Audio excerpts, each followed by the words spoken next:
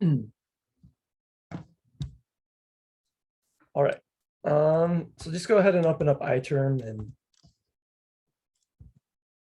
see into week 6.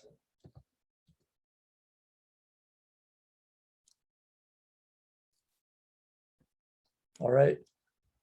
So it's kind of been a second since we've done a Rails project, but we're going to create a new Rails project. And this one, like I said, this is meant to be like a starter project. So you can call this starter project, whatever you want to call it. I'm just going to call this router 6 starter W21, just because that makes sense to me. So name something that makes sense to you. And then I'm going to do our PostgreSQL database. PostgreSQL. And then the -- API flag. So create a new Rails app, we give it a name, we tell it we want to use PostgreSQL database. And we're also letting Rails know, hey, this is only going to be used as an API.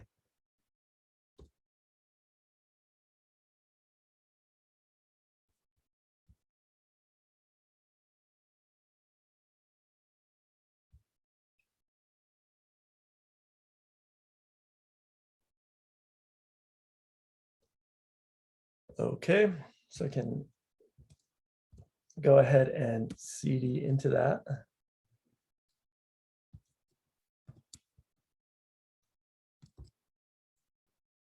Maybe I'll go ahead and open this up into code.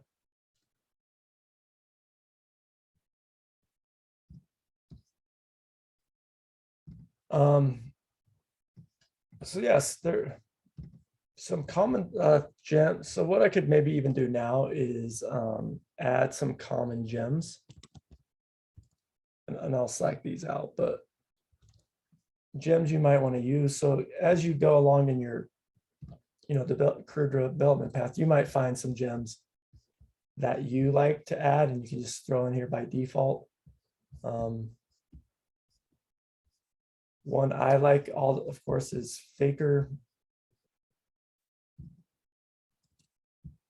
And since this is a starter project, you can kind of do what like they do here, where maybe they you can comment, you can throw it in here, but maybe comment it out if it's one you use occasionally. That way it's there, good to go, and you can just uncomment it. But I think for all of these I'm going to want to use, so I'll just leave them. So here's Faker.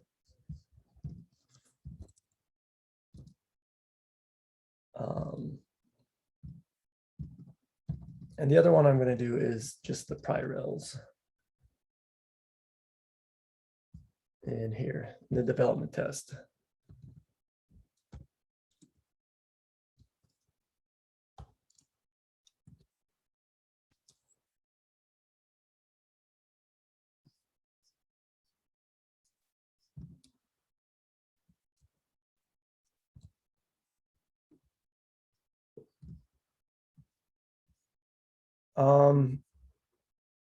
Just since we're here, for authentication on the back end, there is one other gem we're going to add.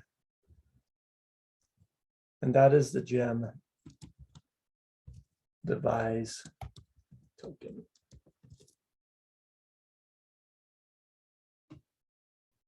So this gem is going to help us do authentication on the back end.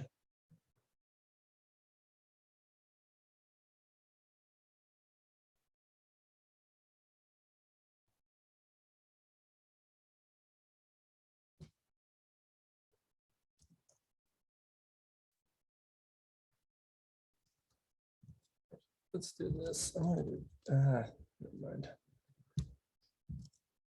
Before I go any further, I should have done this right after I cloned. I'm just going to do a git commit just to keep my Git history clean, so I know what changes I've been making. say init. I need to add.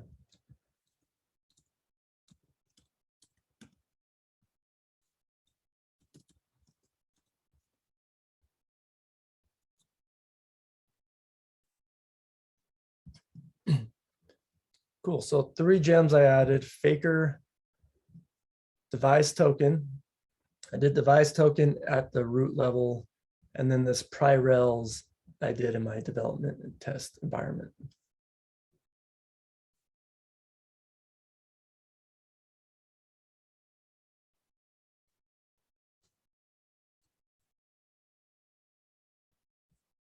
All right.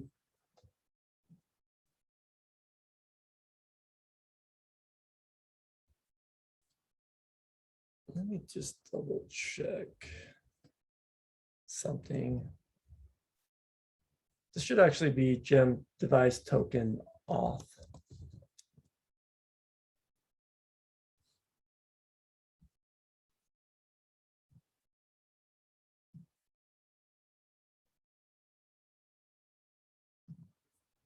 All right.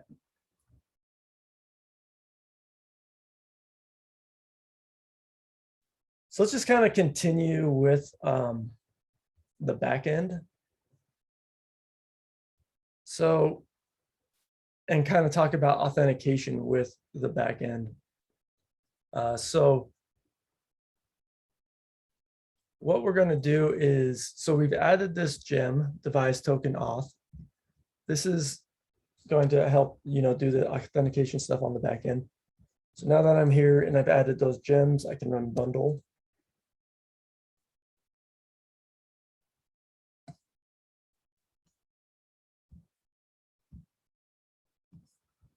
Cool. I can also do a Rails DB create.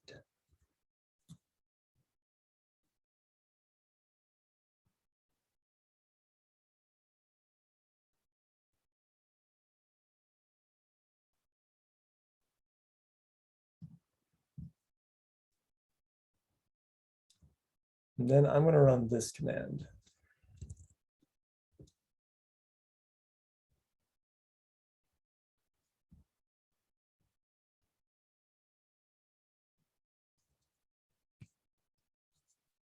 This command, Rails G device token auth install user API auth. So this is actually going to create a model for us. This is going to create a user model. And it's also going to help namespace, how we've been doing the namespace API. It's going to create some routes for us. So it's going to create a user model that is using that device token auth gem. So if I go ahead and run that.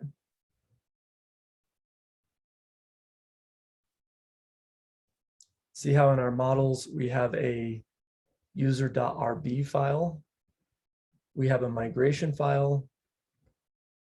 Looks like our routes have been updated. And we have this device token auth.rb. So we have a couple different files that were generated. So let's look at some of these. And we have, looks like a change in the application controller. So let's go ahead and look at the changes. So in our application controller, we have this device token auth concern set user by token. And we'll talk a little more about this later, but how we're going to be doing authentication is via tokens. So what that is our backend is going to create a token for the user. It's going to send that to the front end, to the specific user on the front end. And then when the user, so like if the user logs in and gives valid email and password, then our backend will give the user back a token. And then using that token, the user can do API calls. So it's kind of like, think of a token as just like a password. That token needs to be exact to actually be able to do these API calls. If we look at our user.rb file,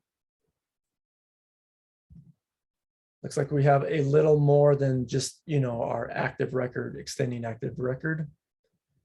We also have some other things. So this gem devise token auth that we're using, this is based off of a gem called devise, which is one of the more popular Ruby gems. Let me just throw up the window here. Devise.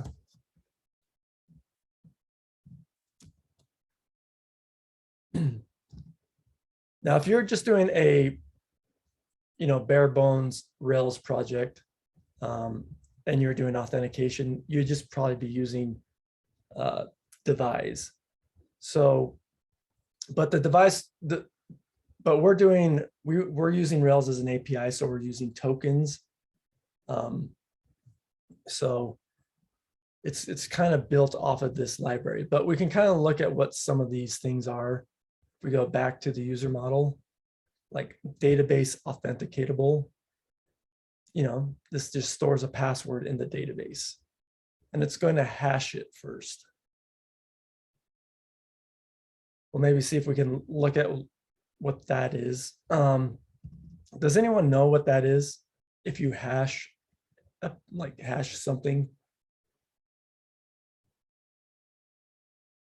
it's kind of one of the overloaded. Aren't you just essentially turning it into like a random string of like 128 bits or something? Yeah, that's like exactly it. If you if you have, there's different hashing algorithms, but essentially, let's say you have the password 1234556. You send it through some, hash algorithm.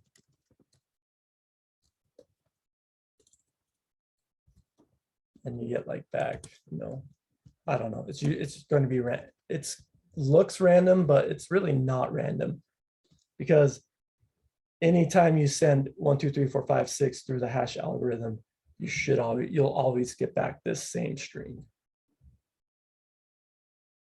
And there's different kind of algorithms. The ones we're using to hash, they're very easy to go from 1234556 to this, but it's almost impossible to go back. The reason why we do that is we don't want to store passwords. And this is, think about any other kind of sensitive information like a credit card number, bank account numbers. Like, you actually don't want to store those to your database, because someone could hack your database and then they would have a whole bunch of emails and passwords. And then they could probably go try to log in a whole bunch of other places. Or they might have a whole bunch of like social security numbers or bank account numbers. So if you're like have a really secure database, what you can do is you can take the data, you can hash it, and you can store the hash. So if someone hacks your database, they'll get the passwords, but it'll be this random string, and then they won't be able to go back.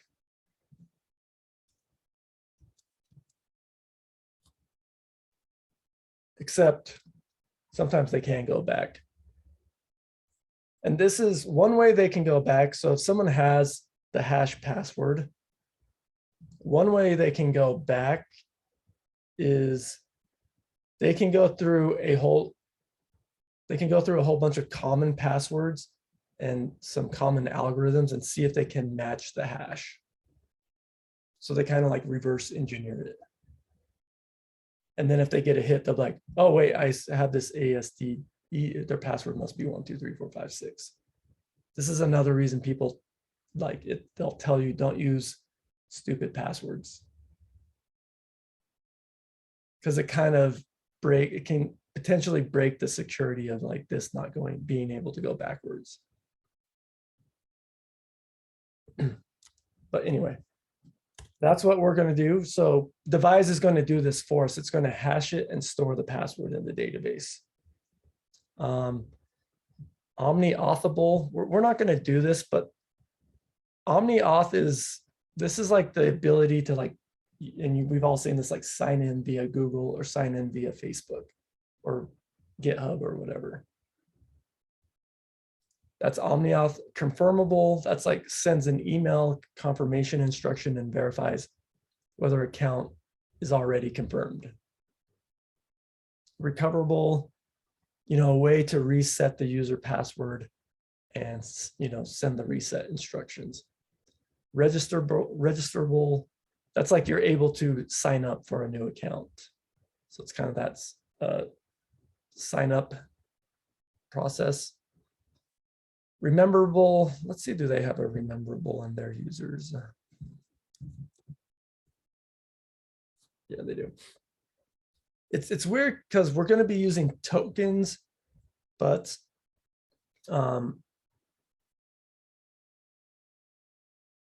we'll just say this, rememberable. This is, generating and clearing tokens for remembering the saved cookie. So there's all these weird terms, like cookie is kind of the saved information on your browser.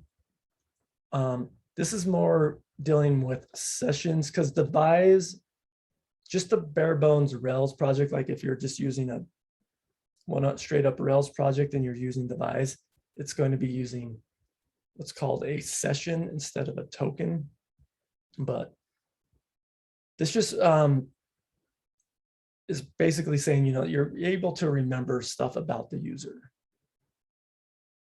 Trackables, like you can track sign-in count, timestamps, IP address. So you can like see how many times people are logging in, for how long, where they're logging in from, at what time. Timeoutable. This is,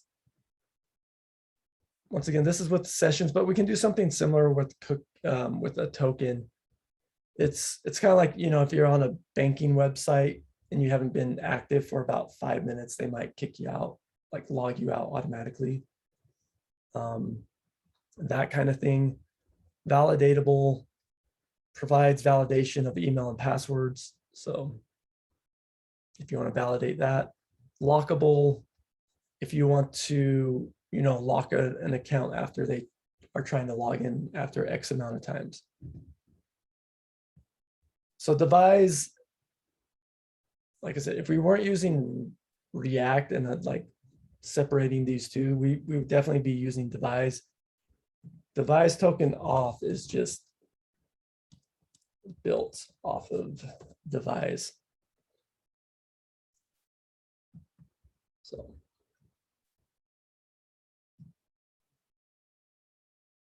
And this has some documentation as well. But this is the gem we're using. Cool.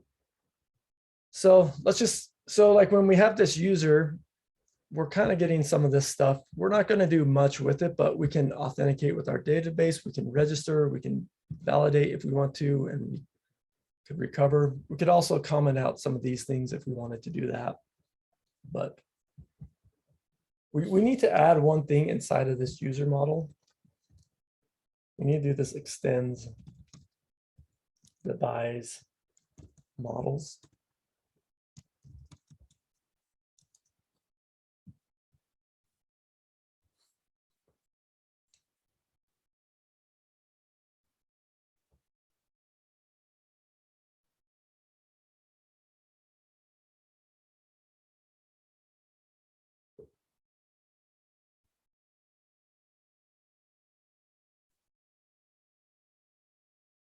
All right. What else? What other files have been changed? So I'm gonna go back here. So we have our routes. Notice our routes, we have this mount devise token auth for user API/auth. This is actually going to build out some routes for us automatically. We can look at those in 1 second. We have this devise token auth.rb. This is where we can set up some of the configuration. Like how long we want the lifespan of a token to be, max number of devices, like this is all commented out, so we're not using it, but this is where you want to go if you wanted to make, you know, a change to kind of some of the basic setup stuff. And then we have our migration file.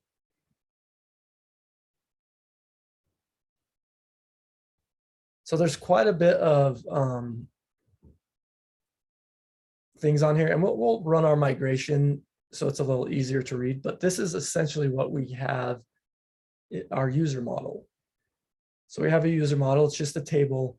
We're going to have like a provider, which is a string, a UID, which is a string, encrypted password string, etc. We actually are going to add a migration. So let's go ahead and run this in rel in our terminal. So we want to add some more columns.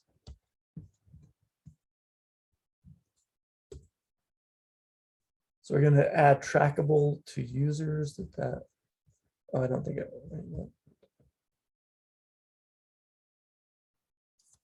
oh, I think I have an error in my users. It's just extend, not extends.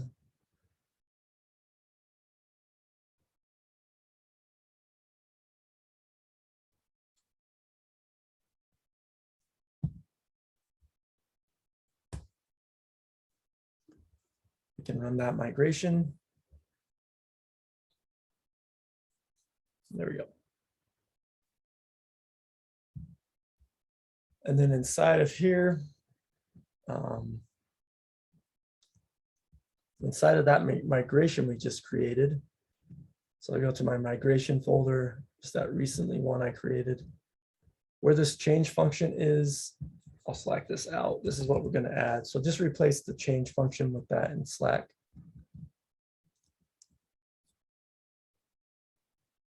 We're just adding these columns: sign in count, current sign in at, last sign in at, current sign in IP, last sign in IP.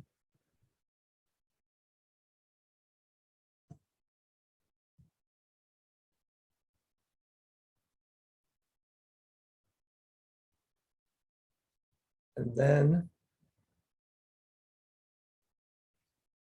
now let's try migrating. Rails DB migrate.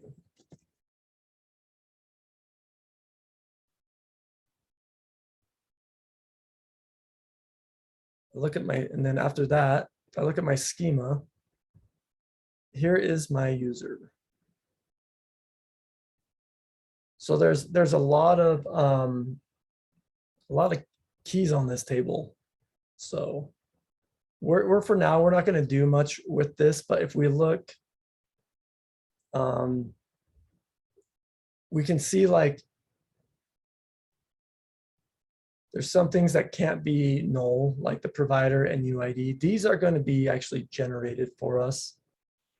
The encrypted password likewise is going to be generated for us. Like we have things like allow password change by default, that's set to false. So we're not going to allow users to change their password. Created at and updated at, those are going to be, those can't be null, but those will be auto-generated. So that's kind of some of the fields we have on this that you can use. And we'll talk maybe later about how we can add our own fields. It's not just as straightforward as adding them. I know we did add a migration, but these are specific ones. We'll talk later about maybe adding like a different key, because there is going to be an extra step than just doing the migration. But if I go to, sorry, go ahead. I missed something because my migration file doesn't look like the one that you had, I don't think, but it's not even called the same thing. So I don't know if I did something wrong with the Rails command. Because did you just copy those from Slack? The Rails G migration add trackable to users. Yeah. Yeah, I ran that, and then my file's called device token auth create users. Yeah, that's the first one. So Okay, I the, don't have a second one. Was I supposed to migrate in between? Is that what it was? no, you need to, this command is from, this file is generated with the, when we ran this command, let's throw it up here. This Rails G divide token auth install users, this created this migration file. Okay, so I guess it didn't create the file that it was supposed to, even though it ran. And then, Errors. so there's these commands, and then this one created this file, but we had to copy and paste in this. Right, so I don't have that file. Yeah, you then run this Rails G migration add trackable to users. Okay, I did, but I guess I can try and run it again.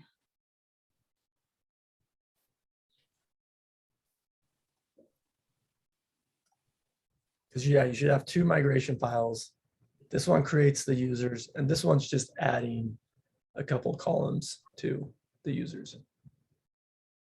Yeah, it still did not create a second migration file. All right, you want to share your screen? Yeah. See what's going on here. So yeah, I only have one. I ran. Oh, so you're getting an error. Okay. You might have, so scroll up to the error. Method missing under.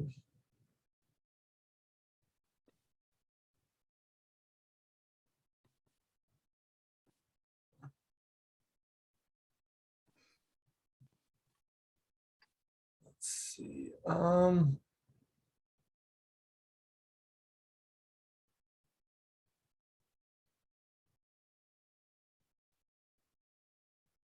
Find method devise.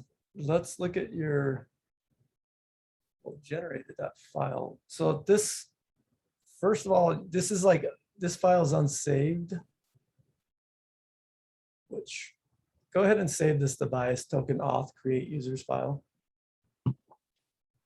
Probably, It's just because I had like pasted that thing and then unpasted it because it was not the right file. okay, so scroll down.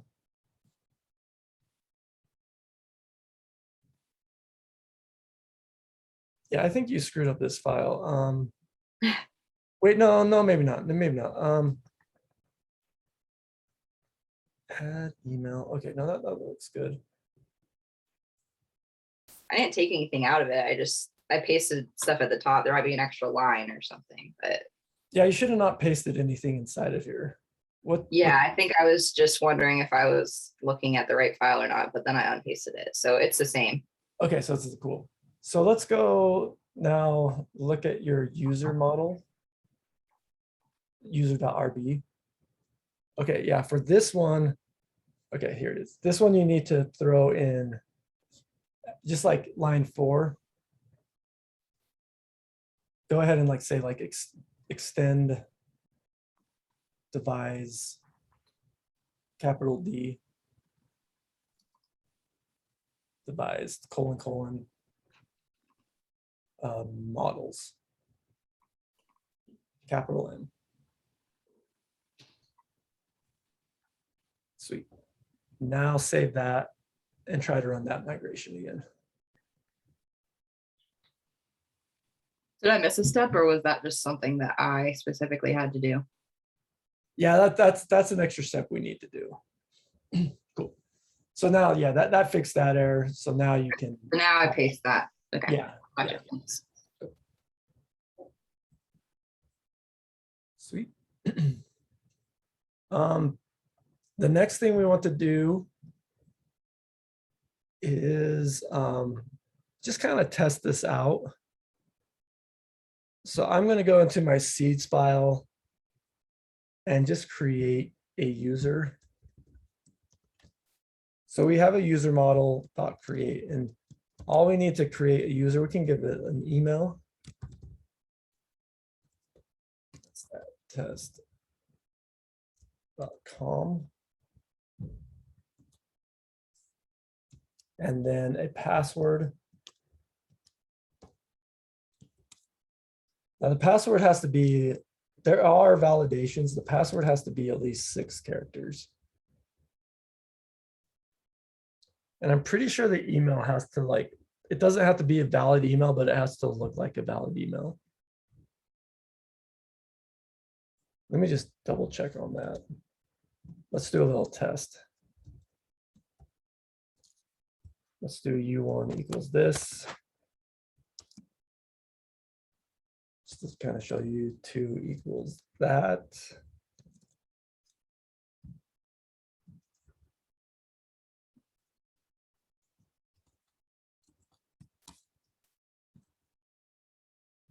Kind of just showing you some of the validations we get by default.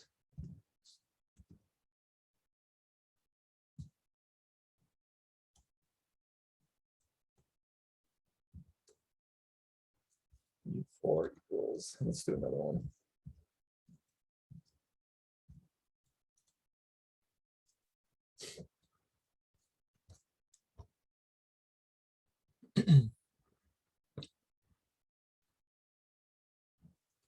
I'm just going to put these out to the console.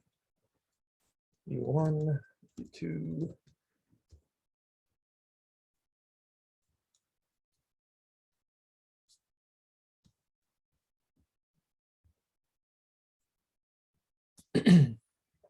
Okay. Or actually, we could, this might be easier to do in a console. I am going to leave just, let's do this. I'm going to go in here, comment these 3 out, because I do want to run these. We'll just have this one user.create email. We'll just make sure it's valid. So give it a valid email and a password that's over 6 characters, 6 or over. And then I can do a Rails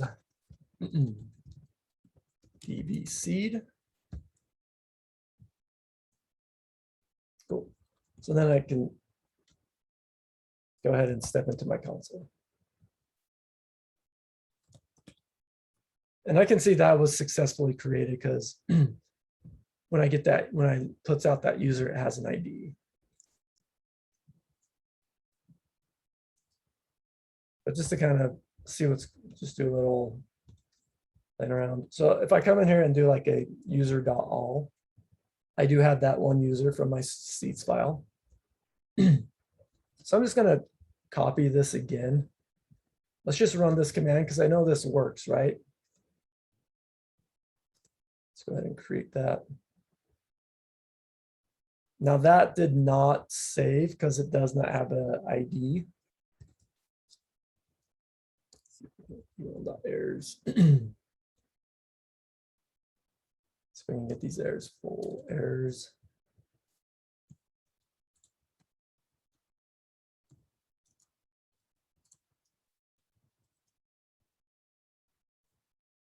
Errors, full underscore messages.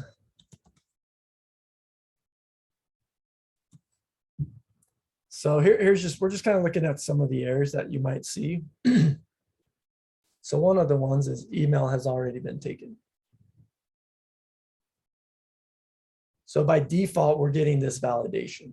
So that makes a lot of sense, right? Email should be unique. So we can't create a second user that has the same email. So let's do one and give it a not a valid email. I honestly don't remember if this has the validation built in. Yeah, and that one does. Email is not an email. So we have to give it a valid email. If I do something like this, you know, give it a short password. You know, password is too short and email is not an email.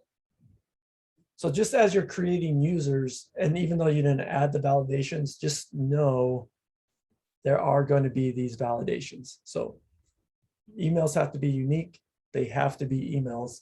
They don't have to be like valid emails. They just have to look like a valid email. Like a blank at blank dot blank is like generally the general email form. And yeah, the password has to be greater than 6 characters.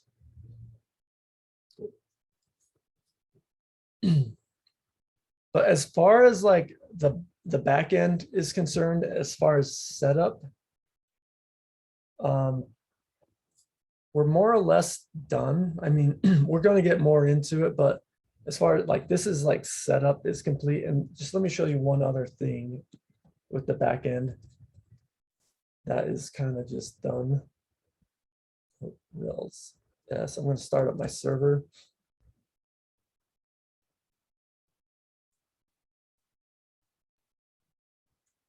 If I go to localhost 3000, you know, Rails info routes.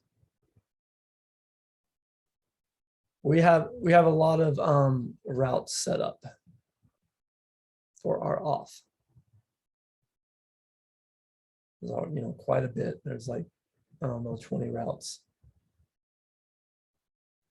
And they're appended with API auth because that's how we kind of set that up when we did our, where was that? In our when we ran that one command in the terminal. That's kind of why they're appended with API auth.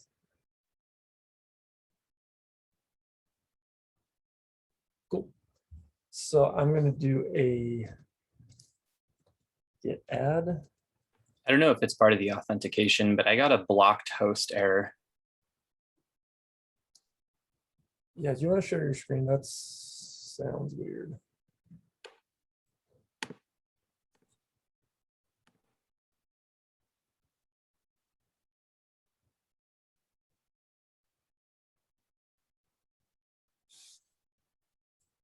I'm running it in 3001.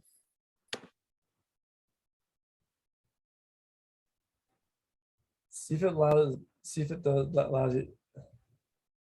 See if it allows you to do it on 3. Like, go restart your server and do it on 3000.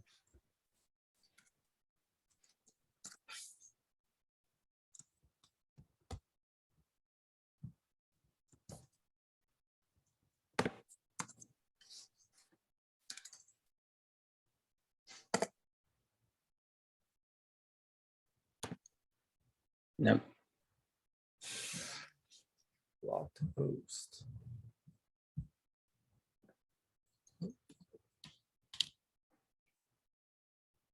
Let's. My computer not charging. My computer's gonna die. Let's see here. Will you go to? Will you expand your views folder?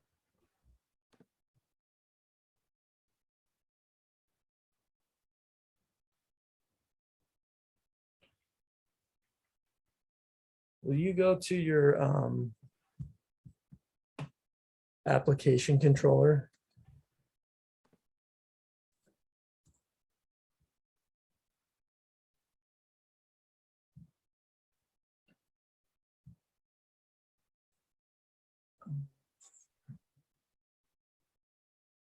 Okay, yeah, when you created this Rails project, you didn't use the -- API flag.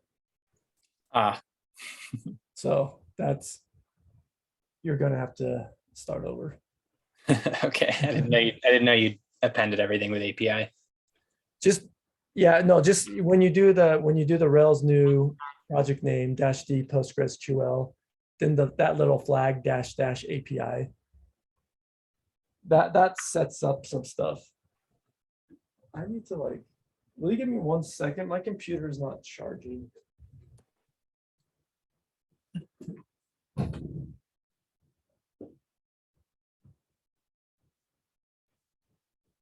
That's not good. It's like plugged in.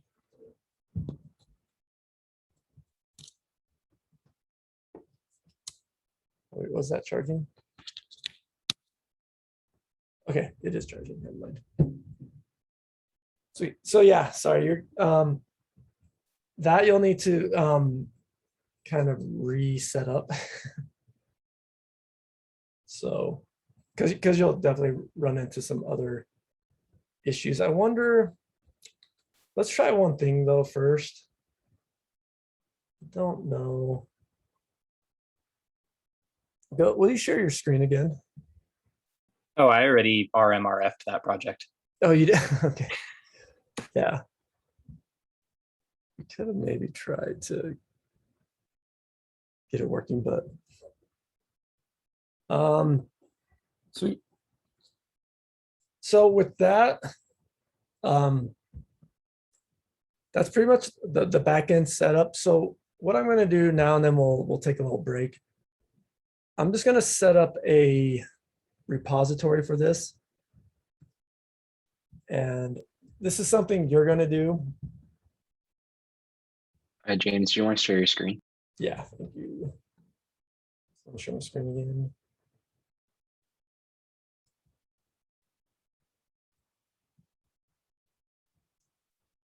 And as this is kind of going to be like, I would say a more, maybe the start of a,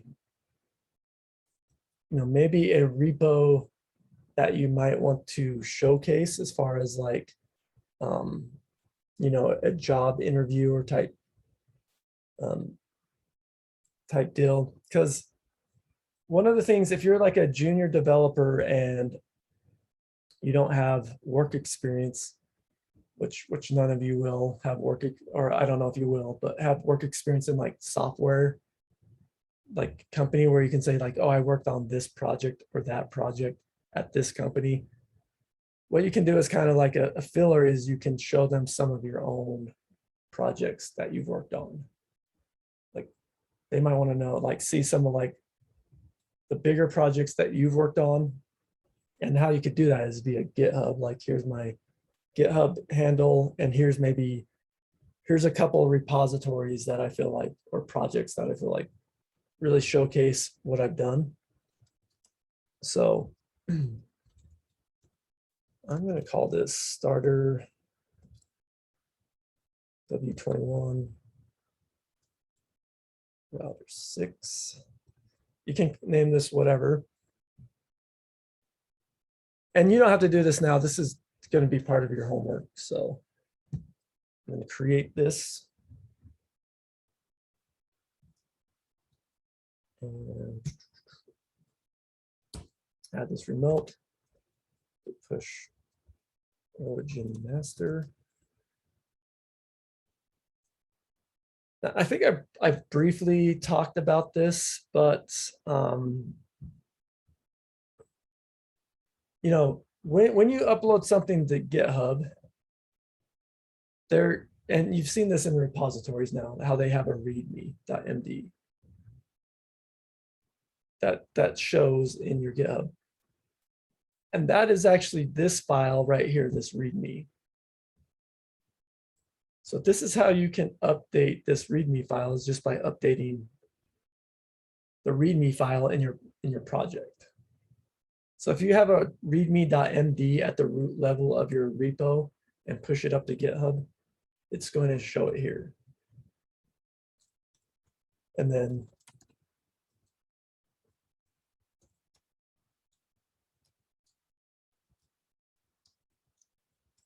so here you can start like adding stuff. And this MD is for Markdown. There's talked a little bit about Markdown, but like I can do a git add.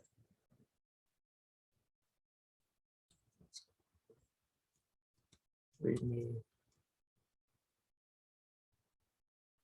And push that up. Now when I go to GitHub,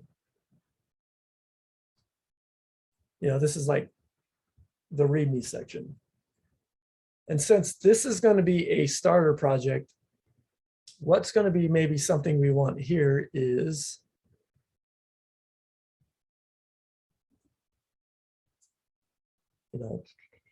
like setup instructions.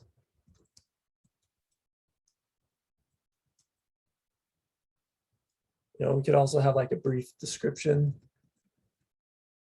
This project is meant to be a starting point.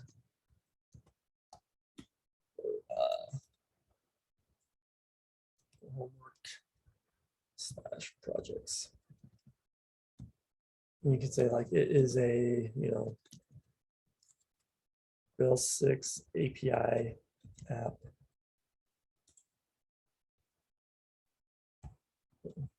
The React front end. So you can leave a little description about what it's doing.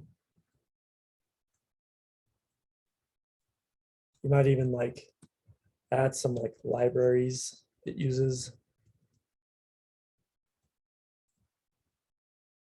So we have like devise, token auth. You just kind of want to maybe be a little descriptive, about what you're using. React router version 6, stuff like this.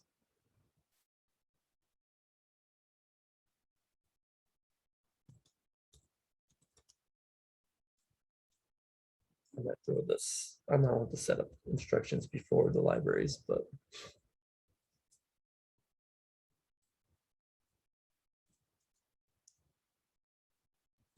you might want the specific version here. What version are we using? Well, if you don't know what version you're using, you can always go look at your package JSON. Oh, we haven't set that up yet. Like our rels, we could maybe throw some of this stuff up for some of this high level, rels.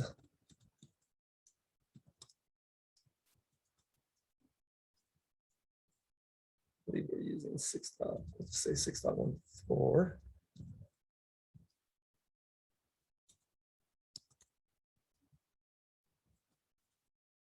Stuff like that. To do here.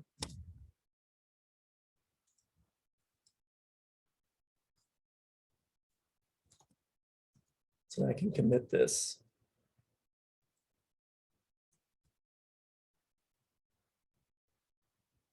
Now you don't have to do this for all your repos, but for, repos you might want to show off, add actually a README that describes the project, maybe some things that it does, what it's using, how it works. Like if we go to the devise gem, we look at their README. See, there's a whole like section here on how to use it. So there's a lot of stuff. So that's what a README should kind of look like. So we'll kind of start to do a little of that with this project, especially since this is a starter project. We're definitely going to want some setup instructions so we know how to use this.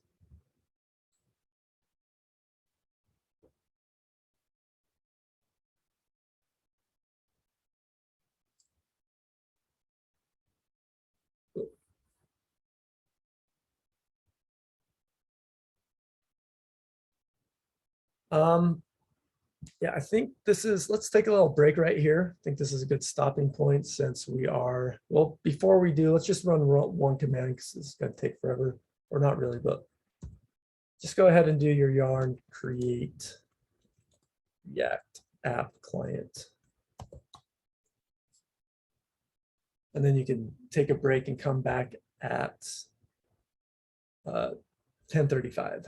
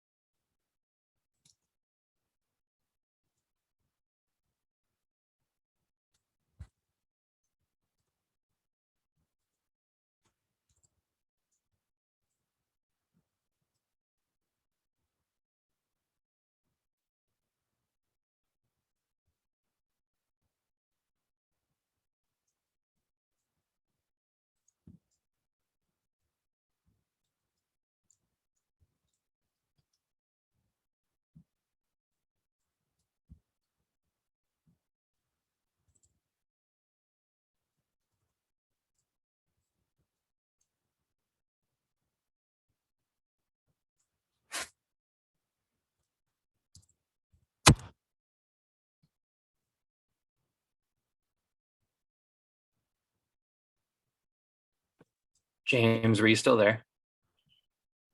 Yeah, I'm here. My terminal isn't, it keeps freezing when I try to run the Rails G devise token, trying to catch up.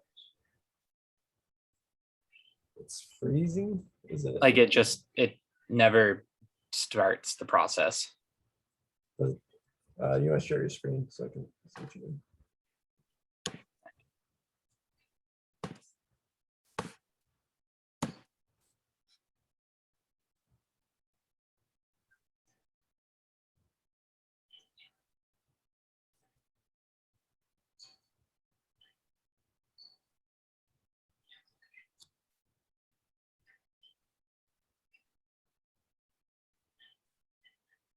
Um,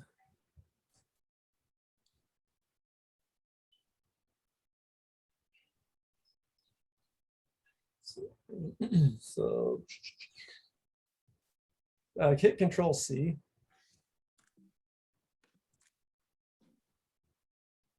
Just do an LS. Just do like do a Rails DB migrate. Or create if you haven't done that yet. No, I have not. Yeah, Rails. DB create. Actually, it should be a DB drop because I think I already did it.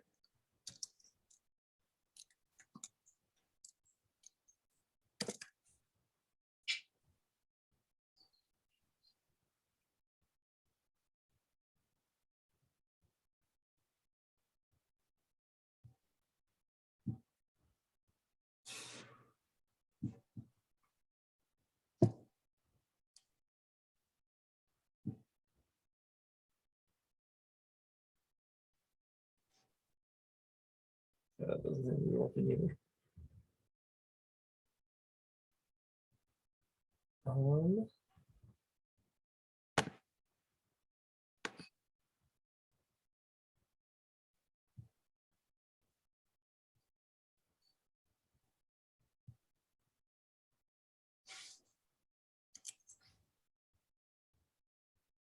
Yeah, I don't. How did you make this scroll up? Well, this I made it in another. Uh, Yeah, but I just did Rail. I followed your instructions. Only added API this time.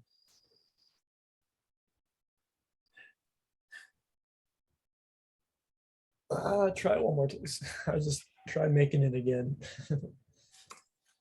CD backpack. Let's just go ahead and make another project.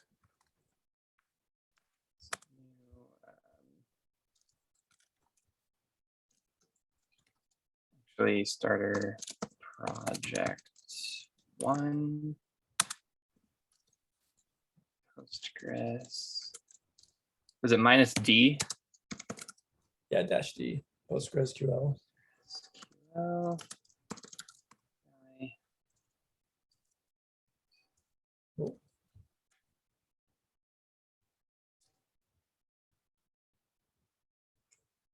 Kind of just wanted to also see if your Rails command worked for that. It's, now CD into that project.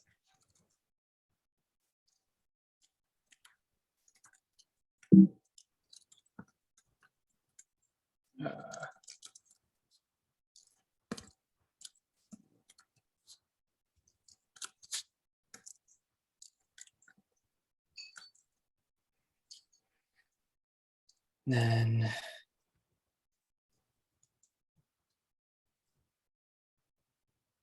Well, here, before you do anything, these are yours. what? This is your file. Just copying your gems. Okay,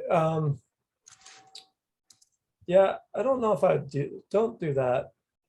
So I would say that might be screwing stuff up. You don't just want to like copy a gem file. But isn't this the gem file that you just pushed up to GitHub and had us do? Yeah, but you're doing the Rails new. I think you can get into trouble when you like, if you're just copy and pasting my project, you can add the things you need, like the gem device token auth, the faker, the pry Rails. there could be some like mismatch with like versions that we're using.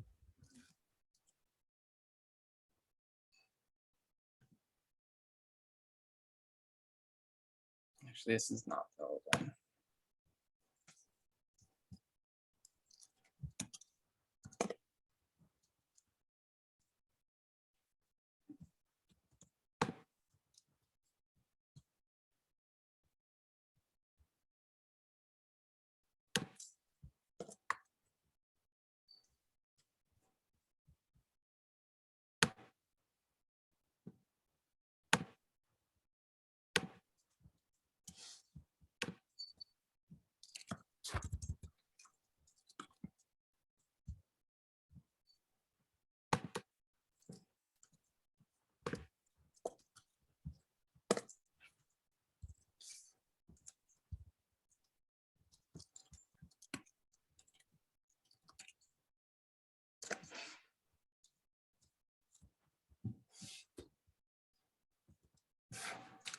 Then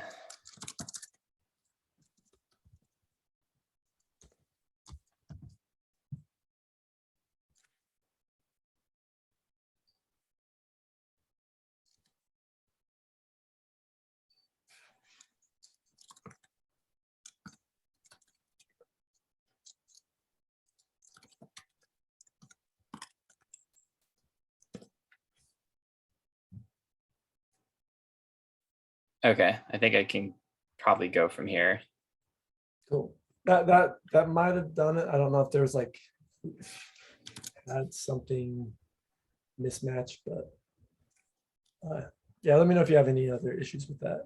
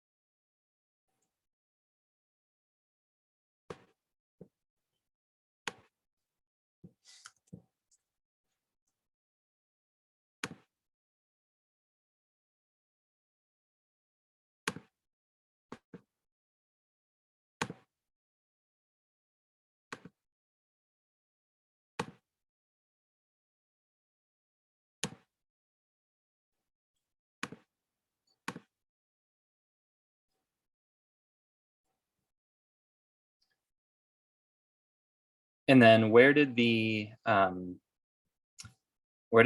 define, change, trackable, add column, that column list go?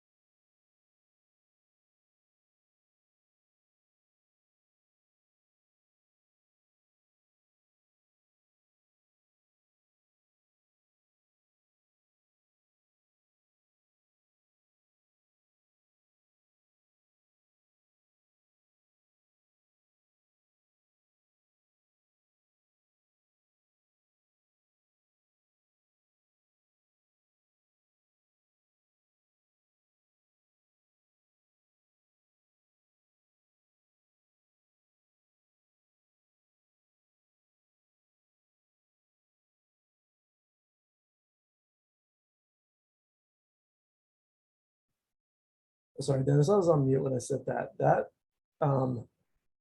change, you run the migration file, Rails-G migration. Yeah, I found where it went. What was the last one you did? Was it Yarn you just ran? That was just creating a React app. So Yarn Create React app. Yeah, the client. So Yarn create Okay. React app. Cool. Okay. Cool.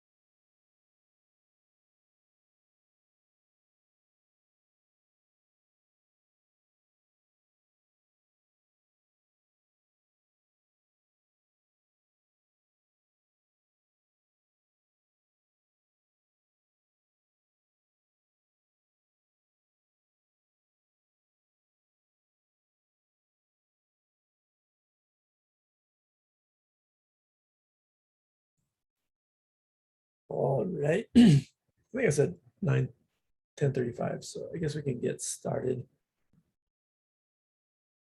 So I added more stuff to the README. So today, part of the homework is going to be trying to add some documentation about how this all works. I want you to do the documentation on like the things you've done quite a bit. Like obviously, you know, with device token auth, this is like the first day you're doing it. You can add documentation for that, but I want you to start like documenting, you know, how you create a new Rails app, how you create like a React app, how you add React router, that kind of thing. So some of these things you've done a couple times and get a little practice with Markdown. Because, you know, for this device token auth setup, you know, these are kind of the steps. And like, this is something I could add in the README. Like, you know, we add the device token auth to gem file. And then we bundle, then we create a, you know, a user model. I might want to document this and say, oh, this is creating a user model. Let me share your screen, James. Oh, thanks so much.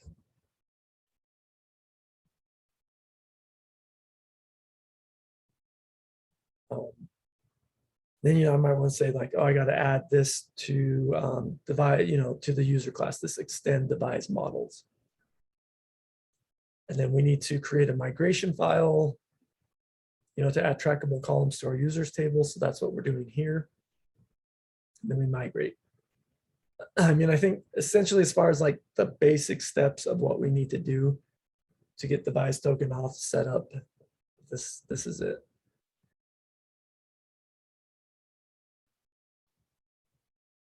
All right.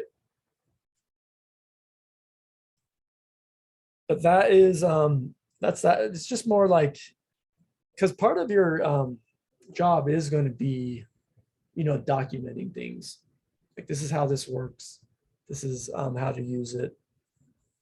Here's the code I've written. Here's why. That kind of thing. So I think you like, I know when I first like got into coding, I thought it was all you're just like coding 8 hours a day. Like once you get to a job, there's a lot. I mean, there's obviously a lot of coding, but so much of it is like, you know, documenting stuff, meetings, planning, sprints. There's all this other stuff that goes along with coding.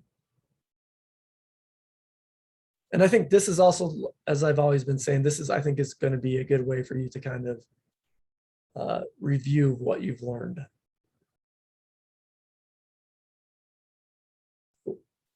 All right, so let's go ahead and get started. Now this is kind of where we're going to go a little off script from the Neo notes. But there are some things that are going to be the same. So this is, let's just get started with just adding. So let's CD into our client.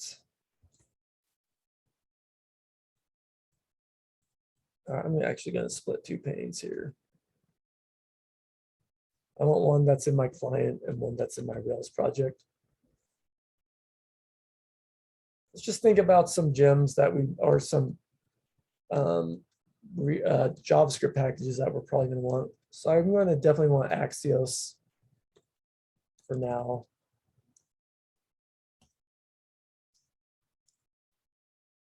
And that might be the only one for now. We're definitely going to add more, but something else I'm going to do here in my, I could do this in VS Code, but I'm just going to make some directories. So I'm in my client directory and I'm going to make a directory. I'm going to go into my source directory and I'm going to make a components directory.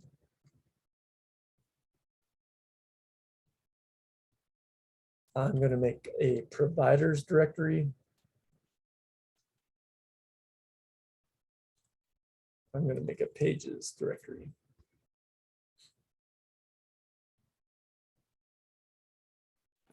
We don't have to deal with it right now, but I'm still getting that blocked host, even with the API now on the project. Okay, yeah, that's that's weird.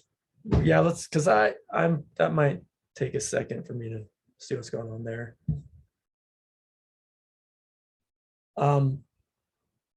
You should be able to still follow, like with the, since we're on the React side of things, you should be able to follow along with this, and then the next break I can look at it. Because we're probably not going to be using our backend for like a little bit anyway. Cool. So all that did, I just created in my clients,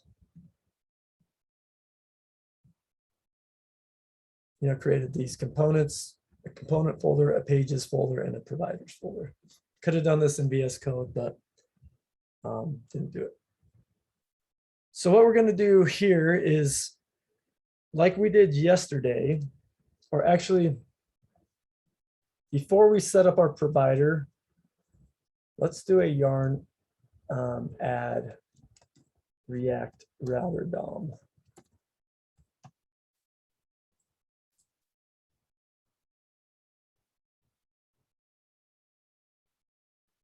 So here's kind of like what I'm talking about with the README.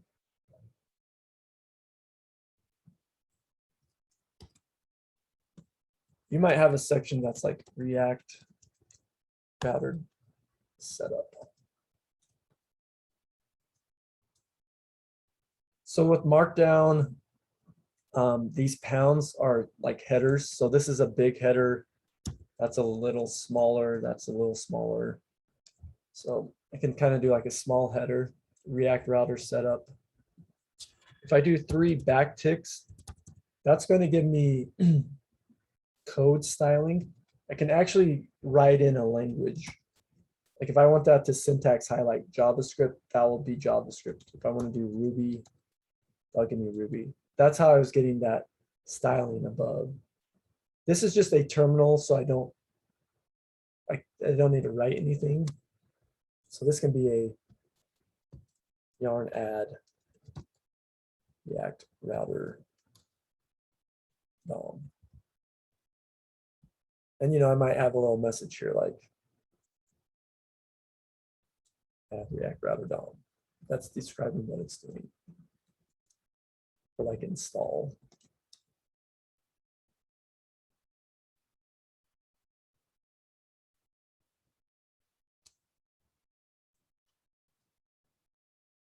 Also, the next step we want to set up index.js.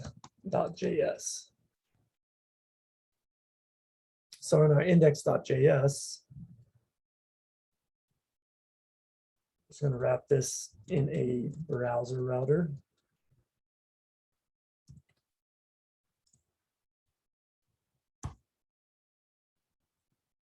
See that? I'm trying to get that to automatically import. It's not. So browser router.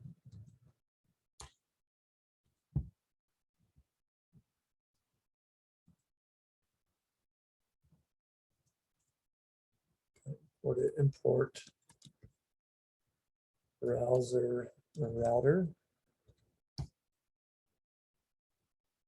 So make sure. Okay.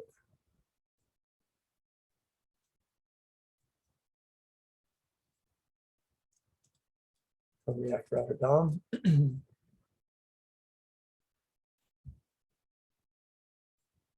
then, I could if I wanted to, I could copy this code and in my README. So this is going to be JavaScript.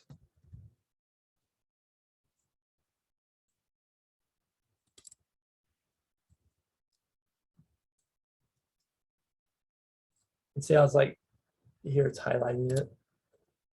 So that imported it from React DOM. Do you want that, or do you want React Router DOM? I do want React Router DOM. Thank you.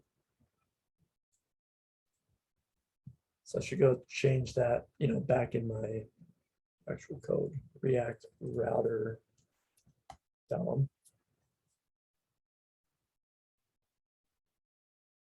React DOM, we're using React DOM right here.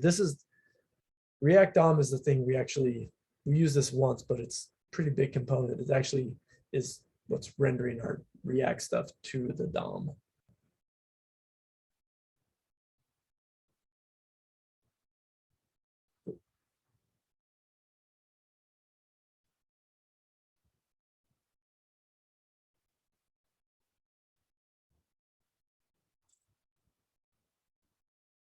Cool. And then in our app.js,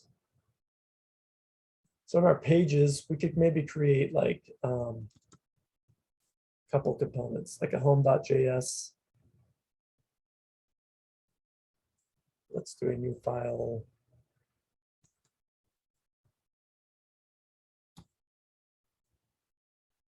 We're going to do a home, a public, protected, just as demos. So I'm just going to create 3 JavaScript files for now. It's home. Return.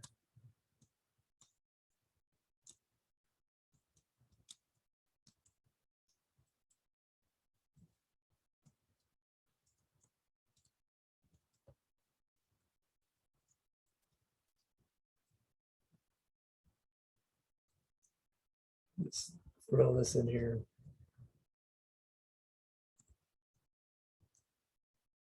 Protected.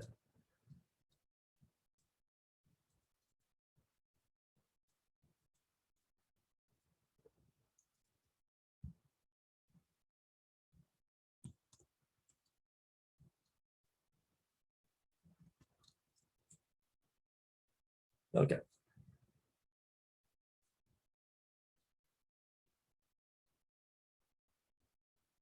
It's kind of creating, 3. I really just need 2, but creating some components. Now I created this protected and public just for later when we demo. This protected one, we're going to say, hey, we want this one you have to be logged in to see this page. And this public page, you should be able to see it if you're not logged in. Because now we're going to get, as we go on with this lecture, we're going to see how we can do that. Maybe we want a page where we can view if we're just anyone, but for the protected page, you have to be logged in to see this page. And then in my app.js, grab my routes. component.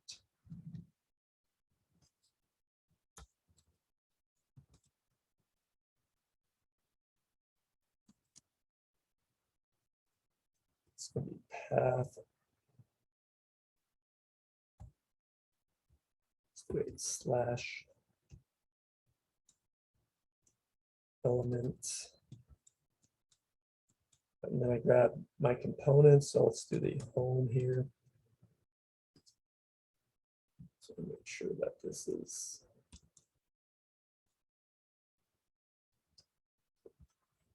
home. Let's close that. We can do like public.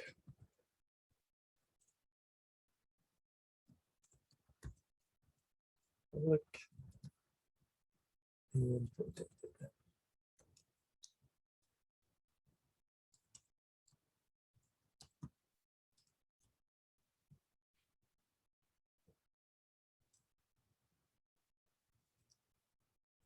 I need to import this route component.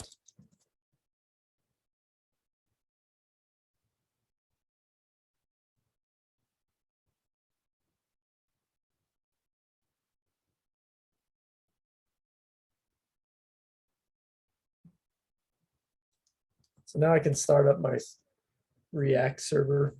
See if that's working.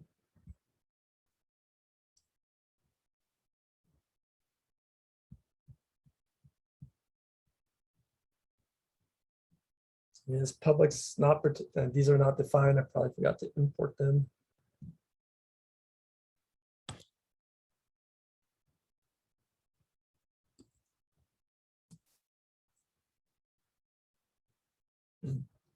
So there we go. We have our home. Let's try going to public. There's our public. Let's try going to protected.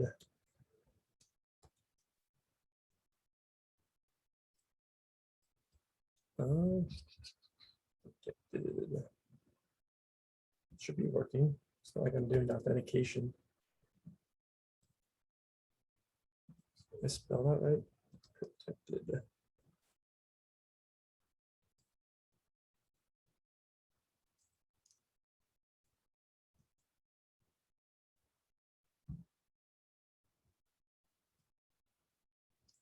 Okay, there it is. So I have this working.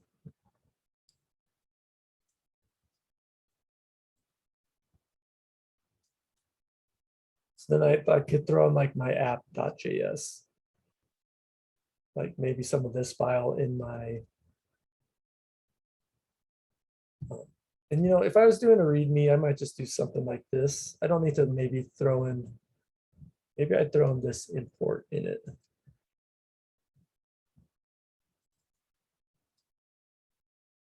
And go to my README.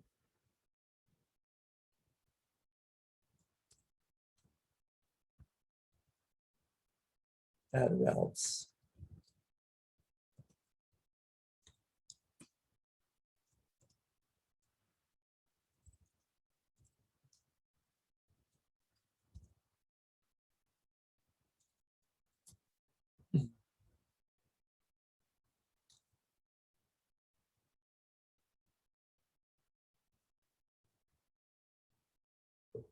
So I'm going to add this and I'll do a git add and commit just so I can look at the README on GitHub.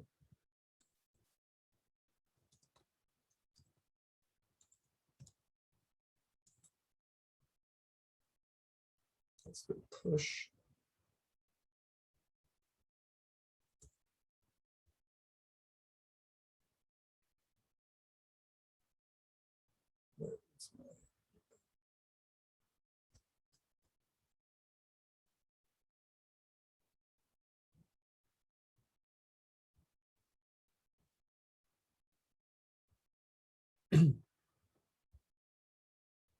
I think like we've talked about doing this in Trello cards. I think Trello cards are probably a better way to do this, but README is another option. I like the Trello cards just because you can like organize them in one spot and you can have different cards. But you know, just kind of want to show you we can edit this README. We can add some instructions. Now, the instructions I might add, they might not be complete. Like I don't have the imports for home, public, or protected. That's at some point, like this isn't meant to be like copy and paste. It's kind of meant to just show you how it works. And for me, this is like what we basically did. We added React Router DOM. We wrapped our app with this browser router. So I'm showing like the important parts, like I need to import browser router from React Router DOM. And then I wrap my app in that. And then my app.js, I add my routes. Now, I don't know if that's when in the project I use, if it's going to be home, public, or protected. It's just, those are just some examples. But I do need to like import route and routes from React Router DOM. And I use this path and element prop. So it's like, it's kind of like this bare minimum information of how to get this working. You can definitely add more.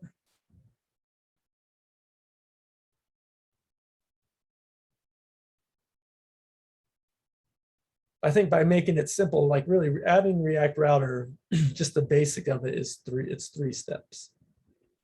It's installing it, wrapping your app with the browser router, and then adding your routes. And you have React Router working. Cool. So let's move on from, so there's basic React Router setup. We'll maybe doing that. We'll do like a Nav Bar later once we decide which component library to use.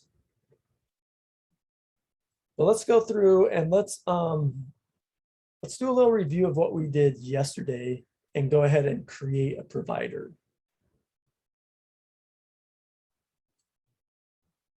So I'm going to come into my providers folder and we're going to be doing the auth provider today.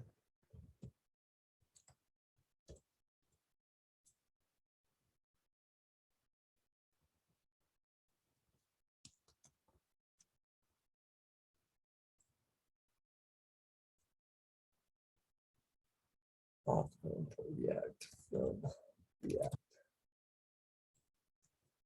So in the notes in Neo, the auth provider, I'm going to keep it the same, but it's a class component and it's using the .then.catch syntax. Let me just show you what it looks like. I'm just going to write this so you can reference this, but today I'm going to write it in like a kind of a newer way.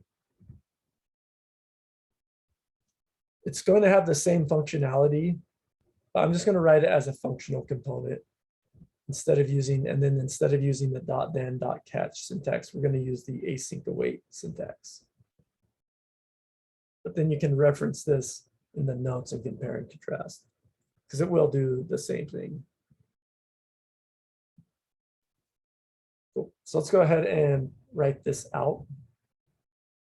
So we're going to import React from React. We're going to import, we're actually going to have Axios here.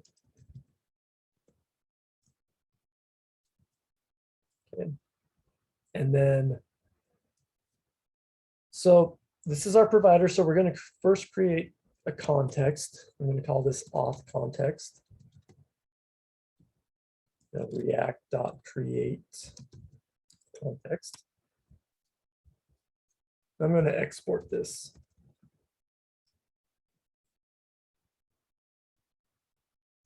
I'm going to also export const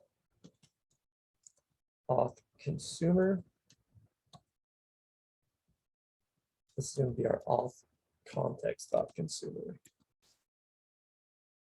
You know, I don't think we're actually going to use this. We probably won't use this, but I'll still export it anyway.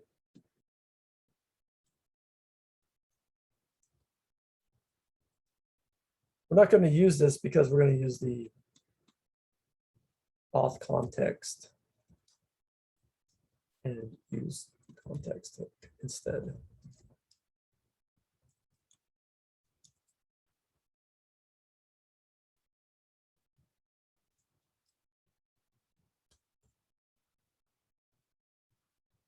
But in case, the reason I'm going to export is maybe we do use a class component. Remember, we can use this auth context with the use context hook, but then it has to be a functional component.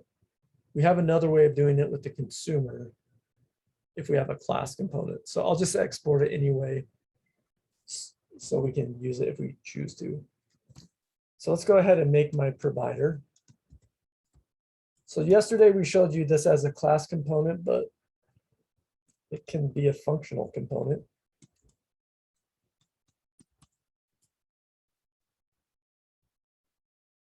So we're going to have some state. So I need to import the use state hook. Because we're going to have some user state.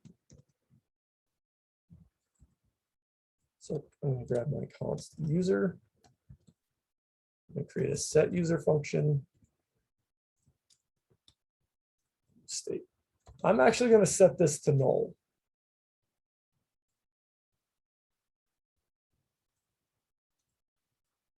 Because a null user is a, is a user that is not logged in.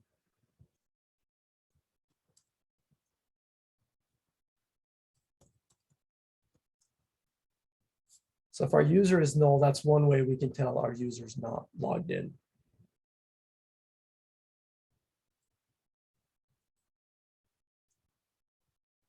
We're going to have a couple functions in here.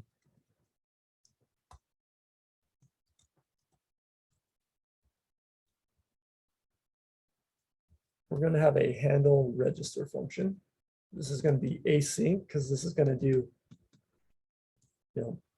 an Axios call to register user. So this is where actually, we're going to be interacting with the database.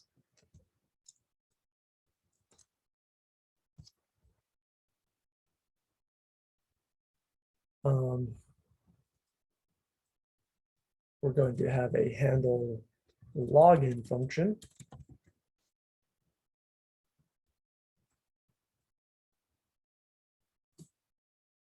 So this is going to be a call to log in a user. And for now, let's just do a console. Let's just do a console.log.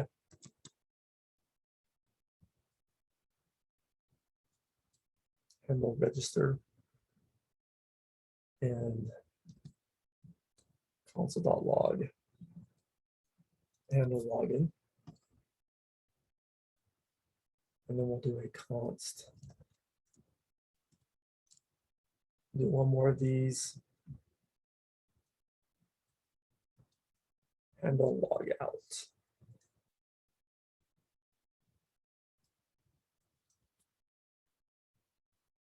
So our auth provider, we're going to have some user state. So think of, even before we do this, let's just kind of think about what we're doing. We're going to do an Axios call to register the user. Then we're going to want to set user here.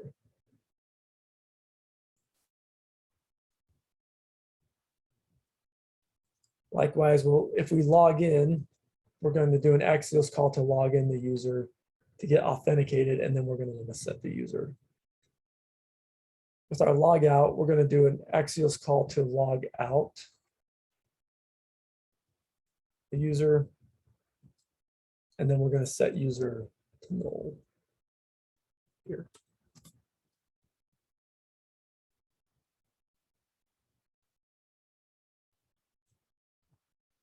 Sweet. Then we can have our return. So we're going to do our auth context dot provider.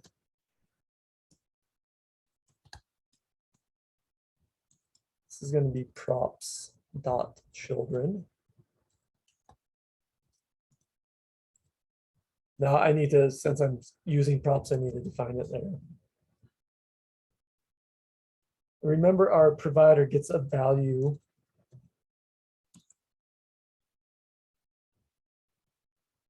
So let's go ahead and create this object.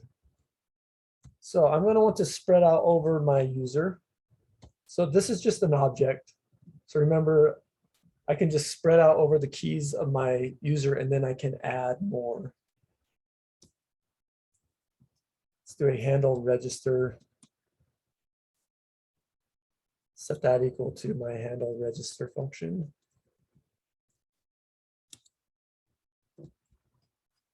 My handle login.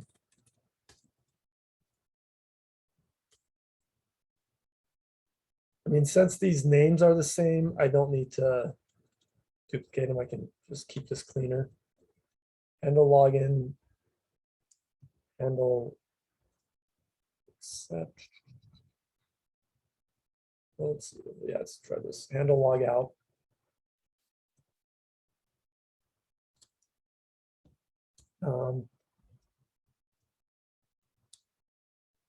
Maybe I want to pass the set user function. I could also come in here. Maybe just do like a helper, like authenticated. I'm just creating a Boolean right here called authenticated. And set this equal to, does my user, if my user does not equal null, then authenticated is going to be true. If my user is null, it's going to be false. So I can have this little Boolean helper.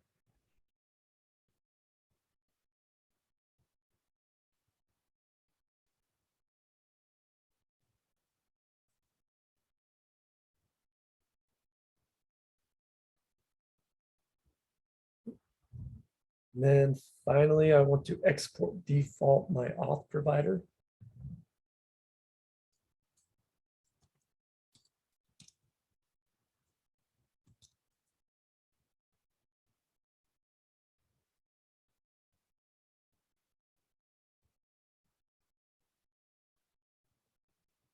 And then in my index.js, grab that auth provider.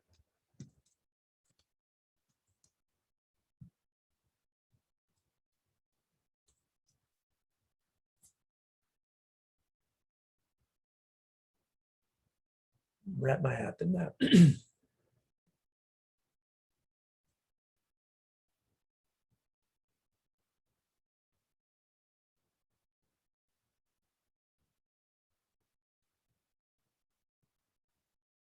Just for testing purposes, I could also just like come in here and like hard code an email.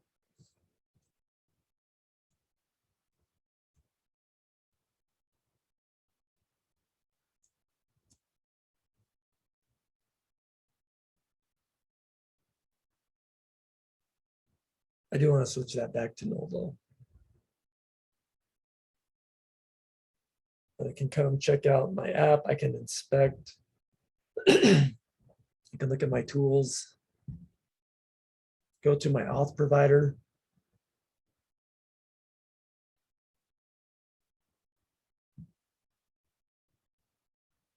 Inspect state hook.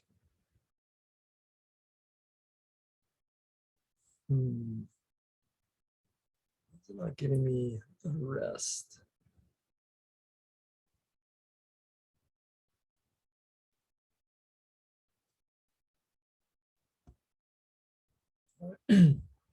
This might be a downside of a functional provider.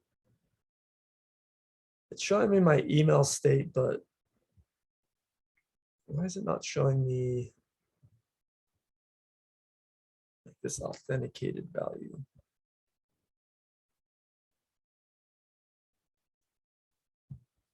Just let me do this really quick.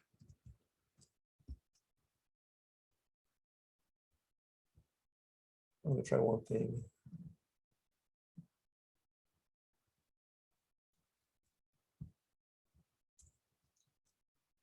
I just copied and pasted the class component.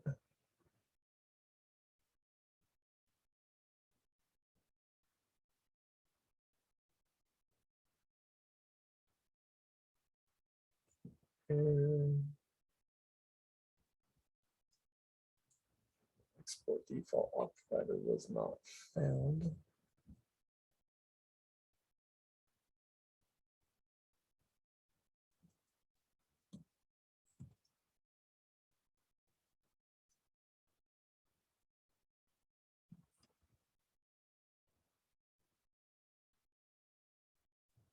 Well, that's the same. Okay, never mind.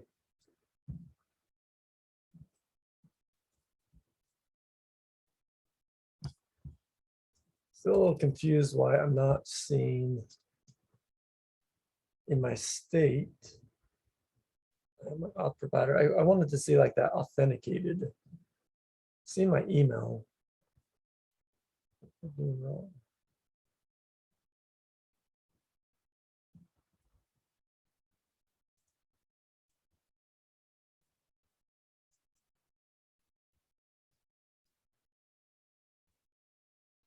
All right, well, let's see if we can grab these in a component. Let's test this another way. So what I'm going to do in my pages home component, let's just grab those values. So I can do my import use context hook. I can say like const auth equals use context auth provider. And then let's just do a JSON.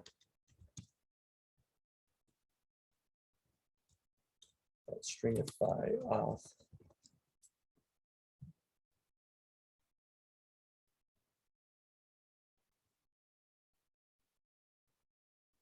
Go home.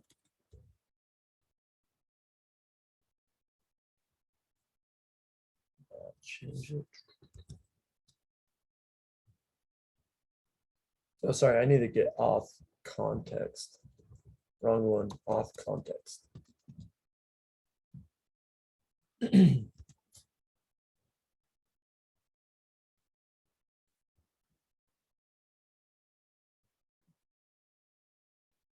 So I got my authenticated is true.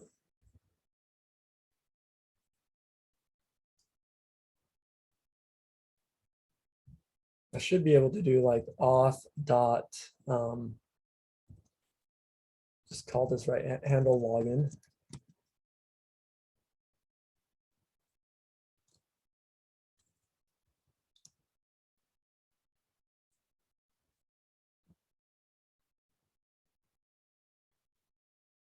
So there's my handle login, my handle logout is called my handle register.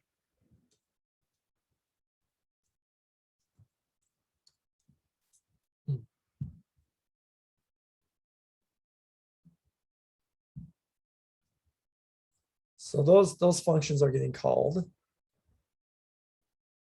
But let's see, I'm not getting my user.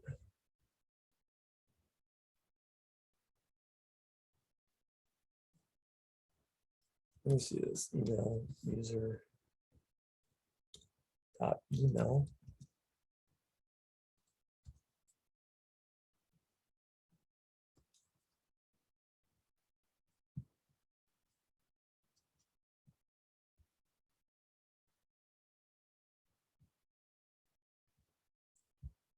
Oh, I see what's going on.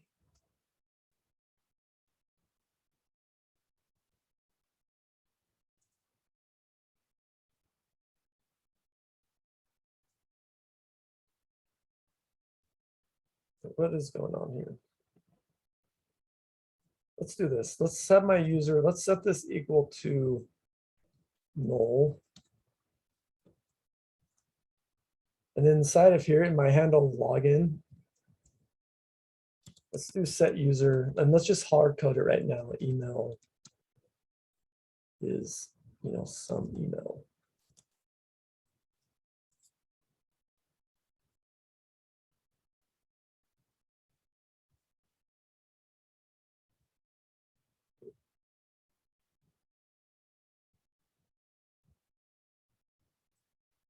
Set user is not a function. Okay, that's the error I'm getting. There it was all along. Set user is not a function, line 22. Dude, how many times do I do this?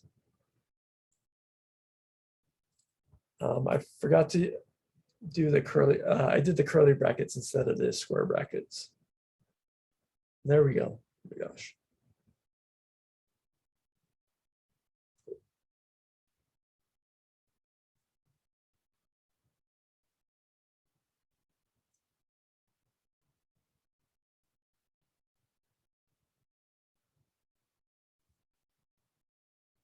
So now I have my email, some email authenticated. Looks like I'm getting an error in my promise, but we'll handle that later. So what I'm kind of trying to show is we're kind of hard coding this for now.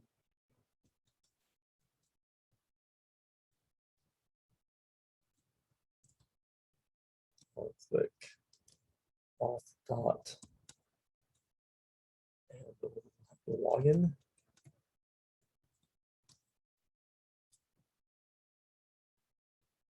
So here's what we're going to do with our auth provider. So if I reload this, we have this authenticated false.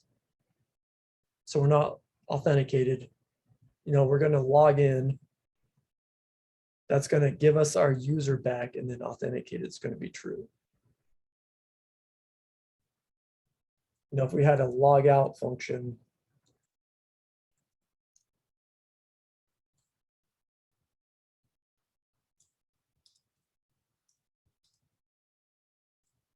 logout, what we're going to do in our handle logout is in our auth provider, we need to do we're not going to worry about the Axios call right now, but we're going to set user to null.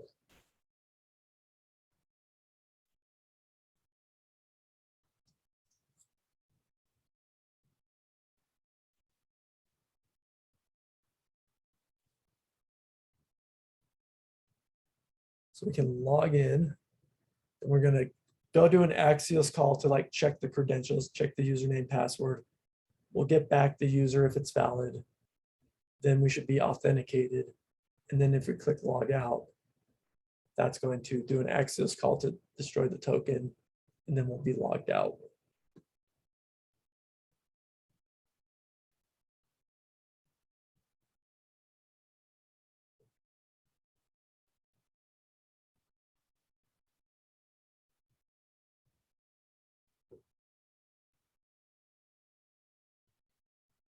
So let's try to make this now, if we're logged in, so we have this protected page, right? Let's try to say if we're logged in, and we can, even in our protected page, I could just copy this.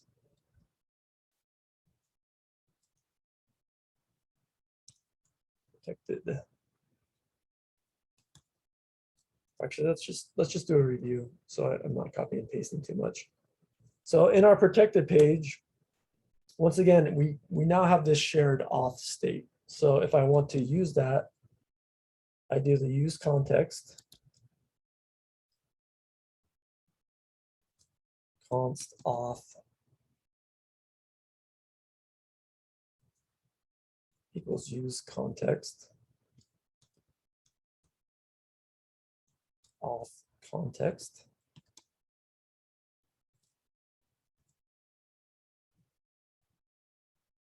And we could say something like email auth.email.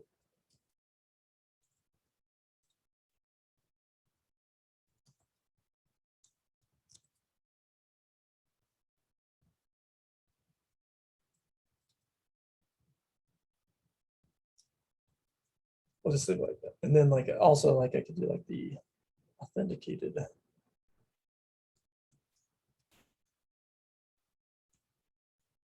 Authenticated, because that's a Boolean, and let's do a paragraph let's actually do this like this. Auth authenticated.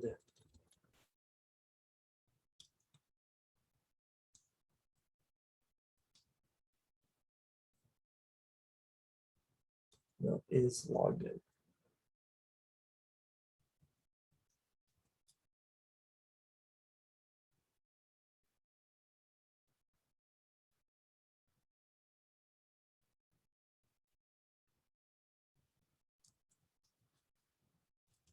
If we're not authenticated, this is like a error.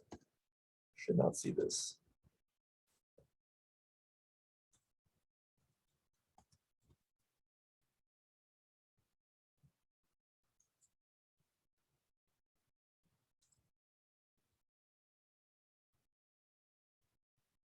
We're going to change this up. This is just like a demo component, just to kind of show. So we don't have an email, right? We're not logged in. If I go back to like my home page, you know, I can log in. If I go back to my, Slack out your homepage when you get a chance. sorry, what was that? Could you Slack out the homepage, please? Yeah.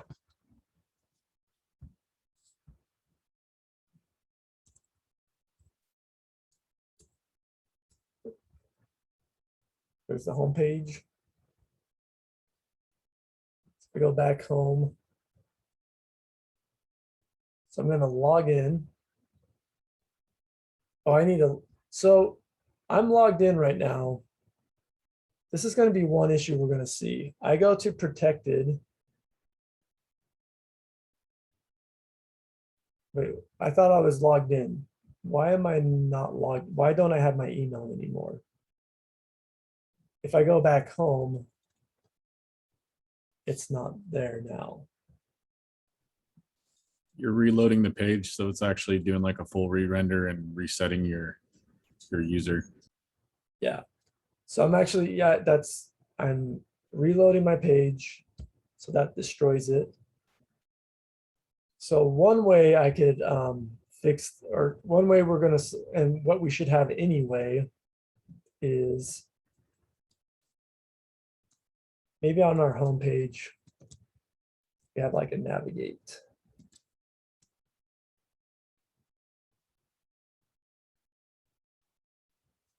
To protected.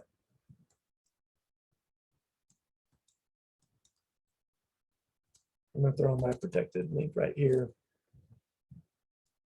And I could have a to public.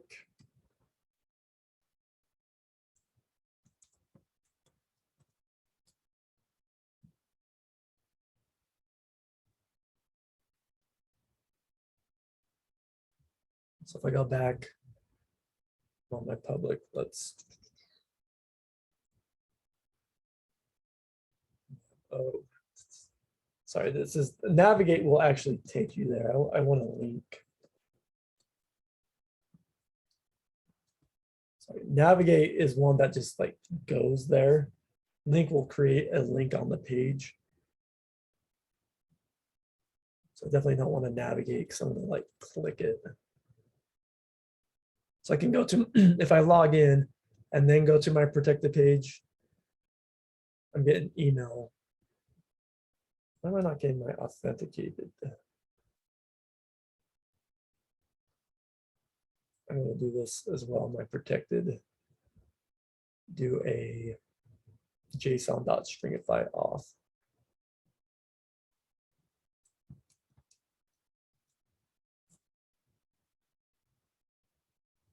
I think I probably spelled that wrong. Yes, I did. Authenticated.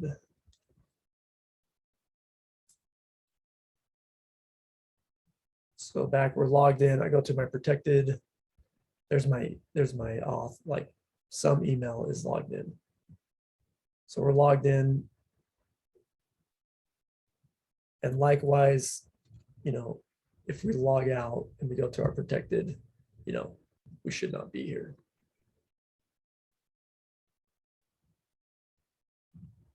But the public page doesn't matter. We don't need to be logged in to be here.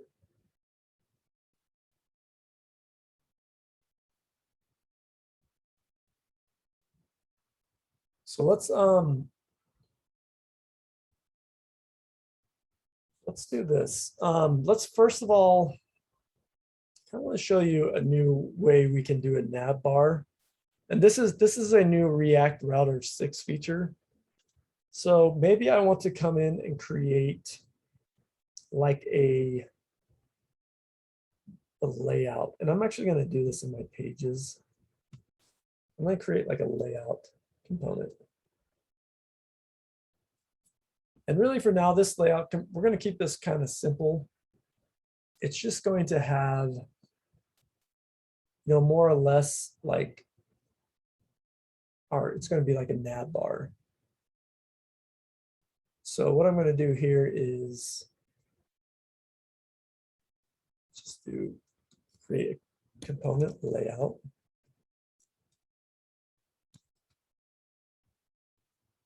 And for now, let's just do this as like some divs. So return.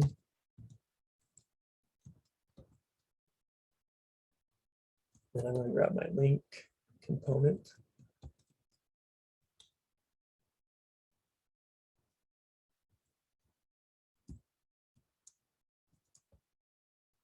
So that can be our, or that can be our home. Just wrap this all in a div.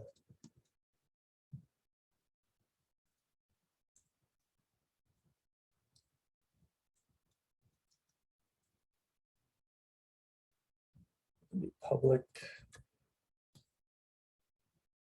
And we can do protected.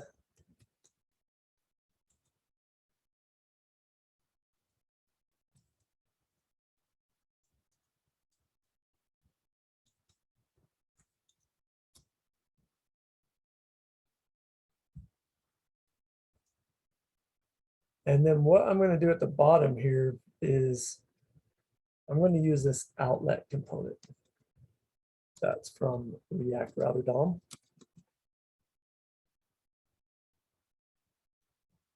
Export default layout.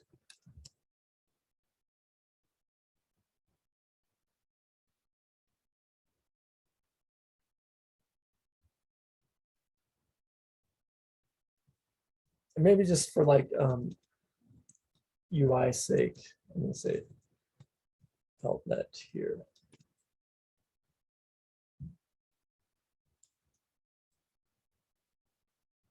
So we can see kind of what this outlet is doing. So now in my app.js,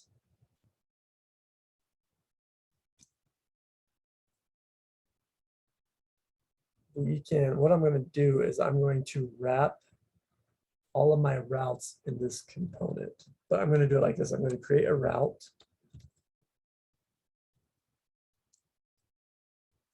And it's not going to have a path. It's just going to have an element.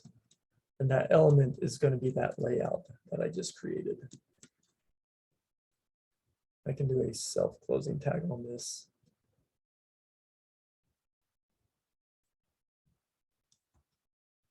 And then I'm going to wrap all of the paths I want, to have that nav bar.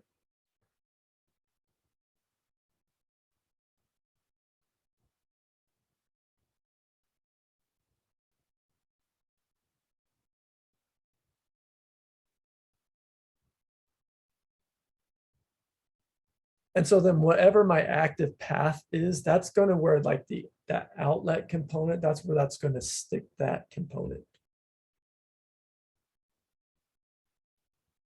So for all of these slash home, slash public, slash protected, it's all going to render these divs and this outlet and this H1 here, but then the outlet component, that's actually going to render that one specific component. So the layout's not defined in my app.js.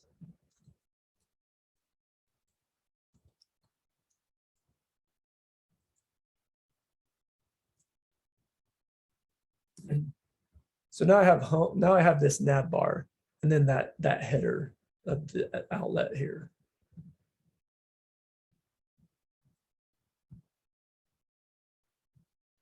So yeah, now I should be able to like log in, go to protected. Does that make sense?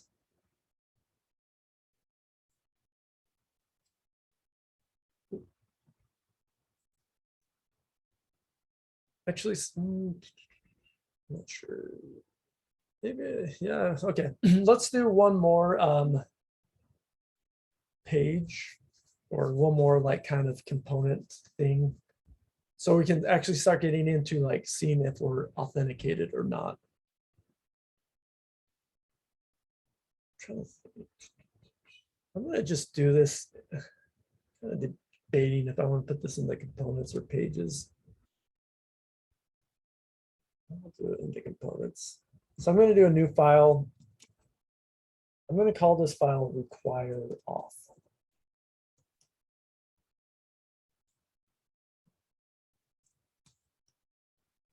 And now we're actually going to like figure out how to like start trying to do this in React.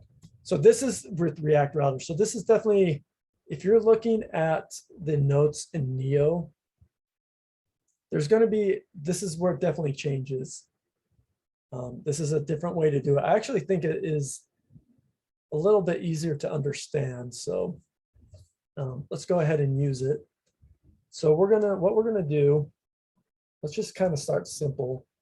So let's import, or let's just create this component. Const require auth. This once again is just a React component.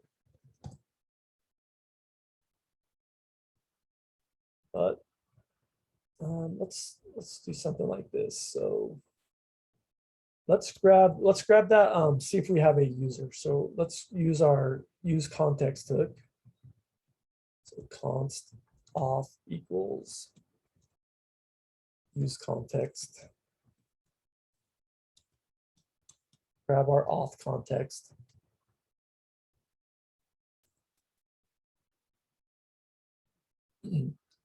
So what I can do here is kind of like I did with the layout. I'm kind of creating something similar to that layout component. I can do this. I can say, hey, if the auth dot authenticated, if we're not authenticated,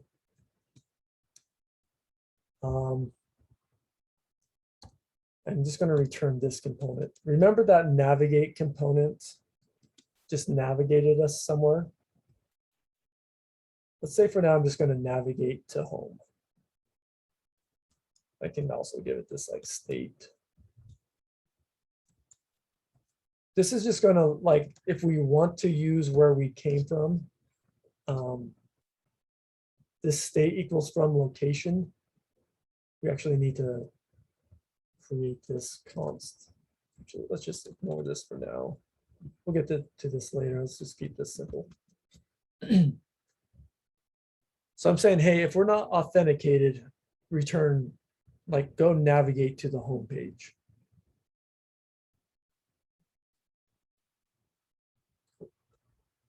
If we are, we can return our outlet component.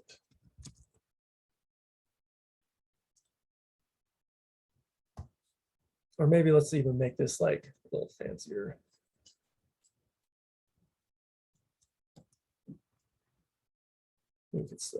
I'm kind of just being like a little silly with this, just so we can see it like each one. You are authenticated. Or we could do something like this, if we're authenticated, we could say something like, hello, user dot, or sorry, auth dot email.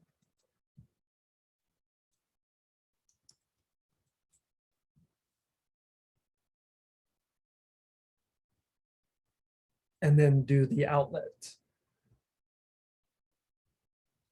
We can export this component.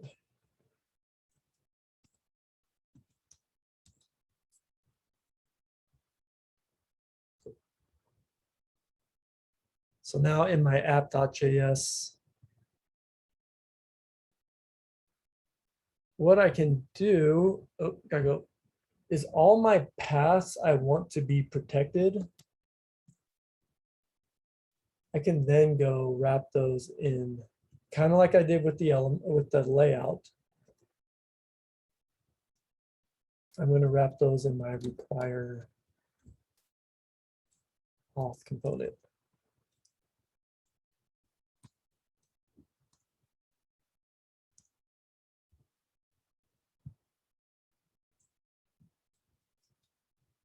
Most of the note.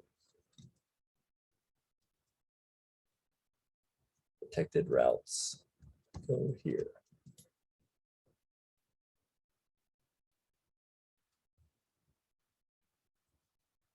And then, you know, public routes go here.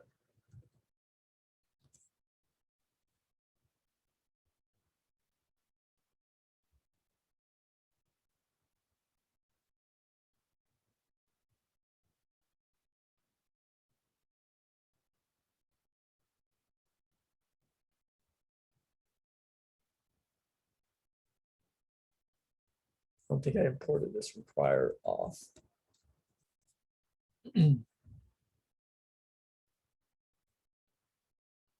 Outlet's not defined, so my require auth, I need to import outlet.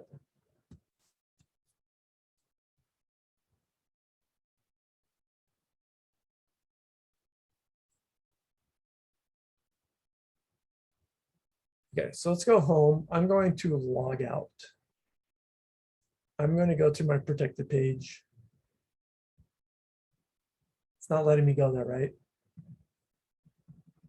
If you go to my public page, if I go to my protected page, it takes me home. Because in this require auth, I said, hey, if I'm not authenticated, navigate to home.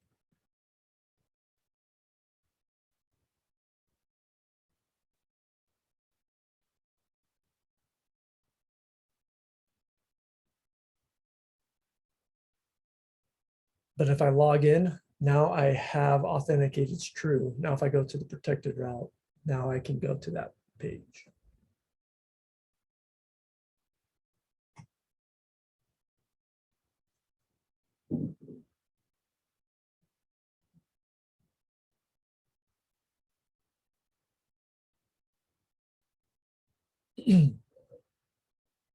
Is this making sense? Just how this is working?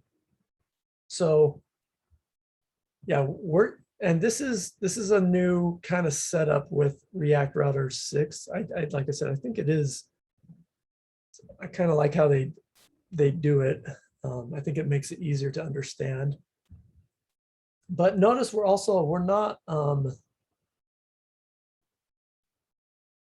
not doing anything with the back end right now.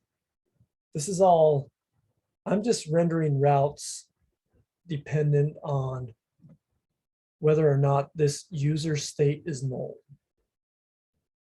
So what we can do next is actually do some Axios calls to register this user, to log them out, and actually, you know, grab this user from our database. But we've shown on, at least on the React side of things, on the front end side of things, how we can show different pages, whether or not we have a value.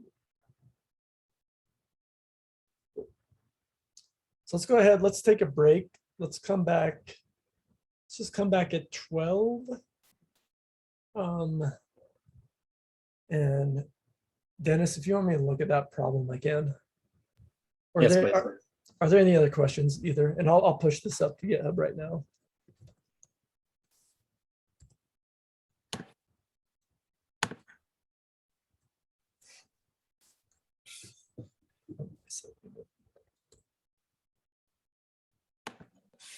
Cool. So that should be up.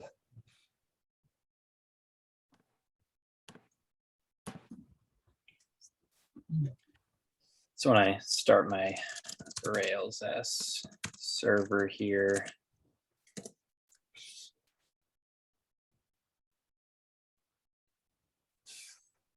You never gotten this error before, have you? no, I've not gotten this error before.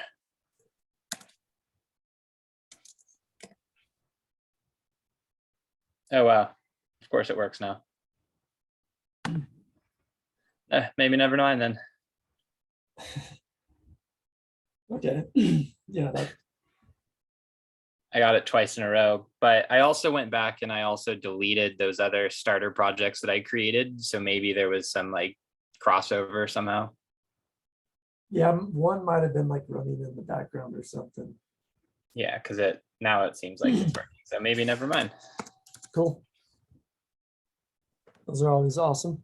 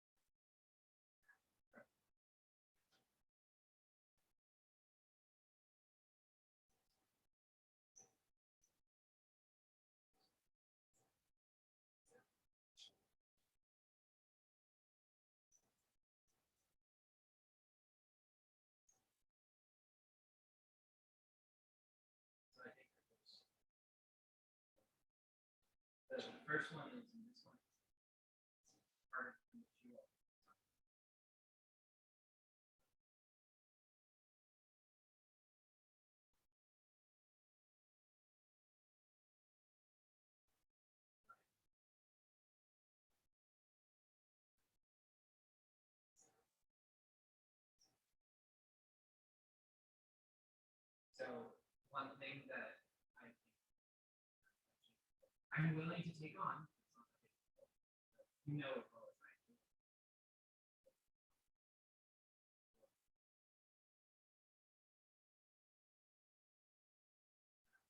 And I was already thinking about this.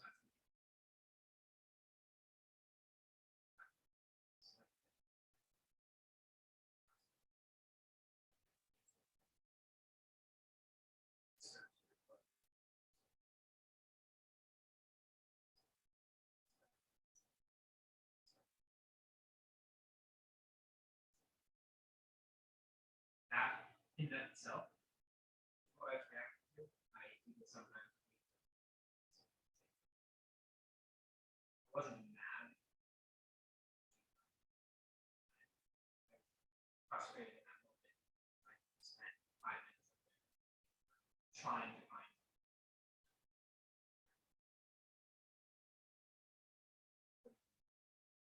What did I say? Is that what I heard?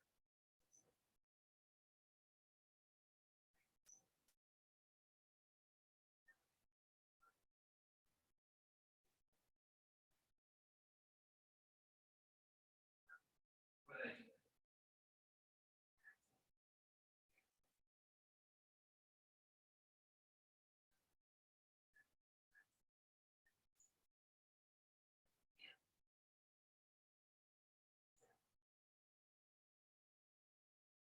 That confused me because I missed that part. And I thought she doesn't have a choice. Nothing will match her hands. So I found an email.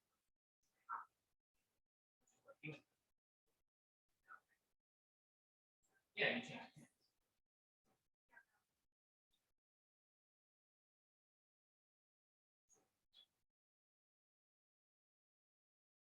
I accept the negative after that. It wasn't really frustrating for the situation. If you can't do it, right?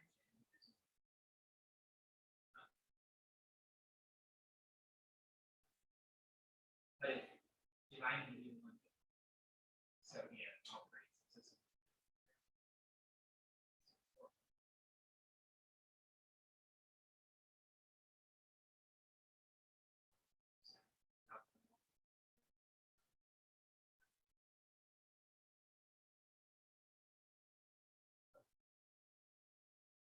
So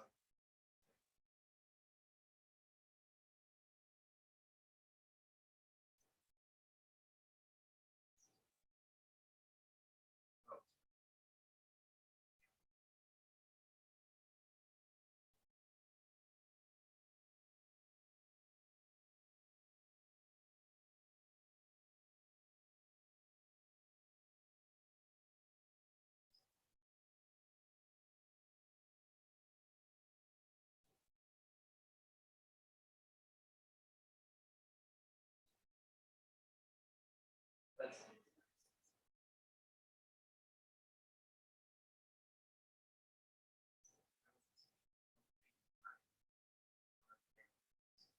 yeah, we're saying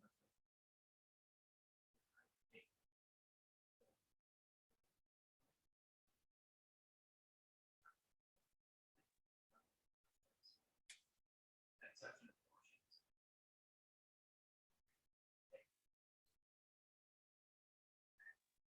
What happens when it's not?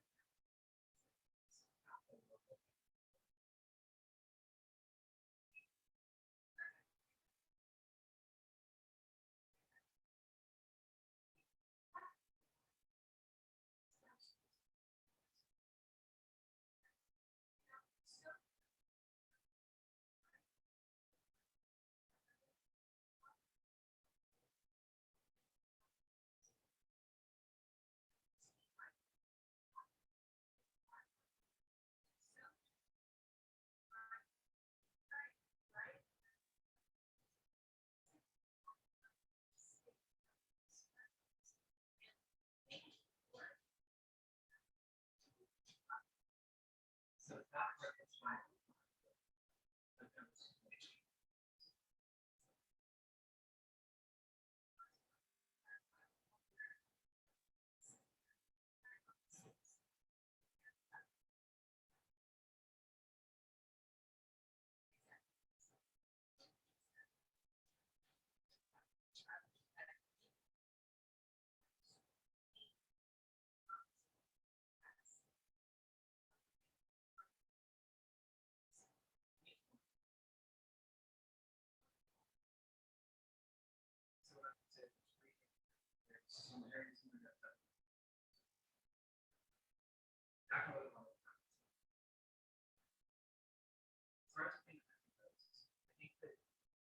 I like that you're angry.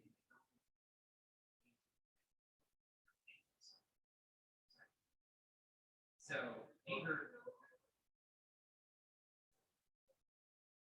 No, I know you. Of course, you don't want to be angry, but it's okay for you to be angry with this situation.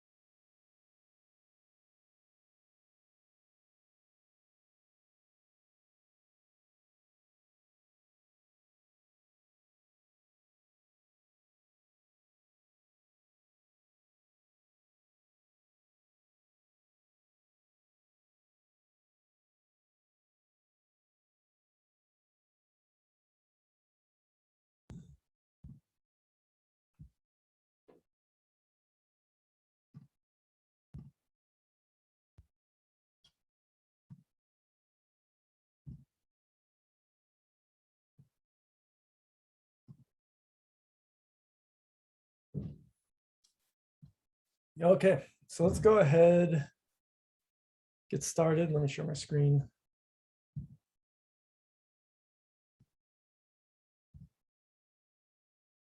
Okay, so what we basically have is just kind of the front end,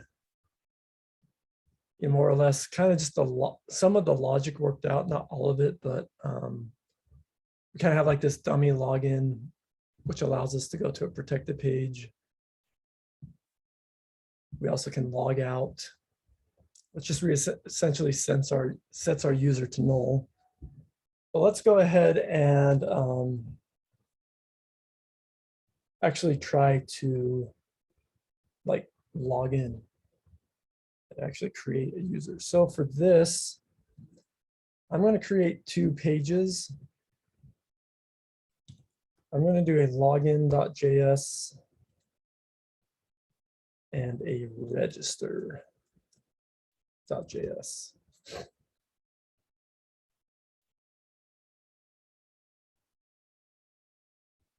All right.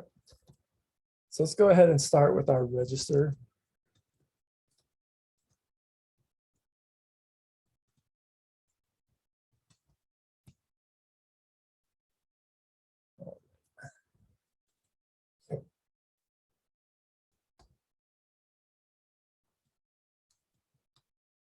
So for our register, we're just going to want to have a form. Email. The inputs. And then the password.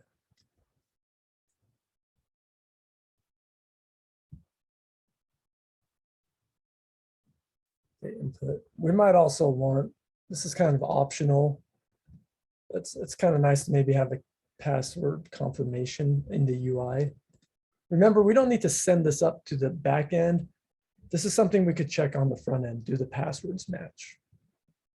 So that might be nice to have, and then we could have a button.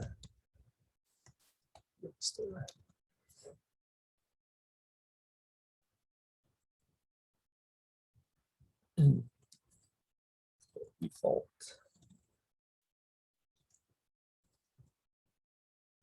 And then, yeah, maybe we want a header for this.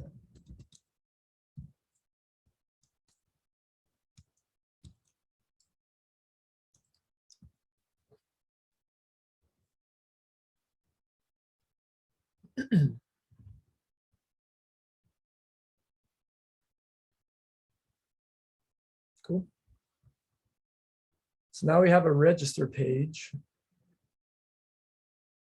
And we could just add that as one of our routes. To register. That takes us to our register component.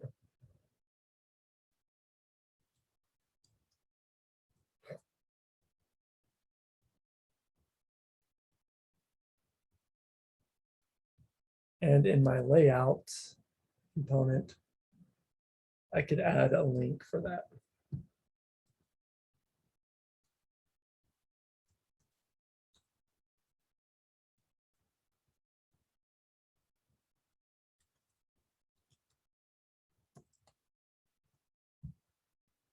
Even though it's not going to be working right now, I'm just going to add a link to login. We're going to have that as well eventually.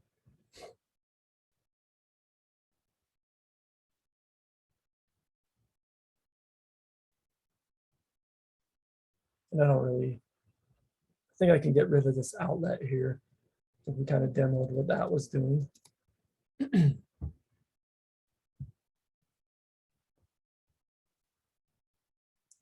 So now if I go to my register page, that takes me to my register form.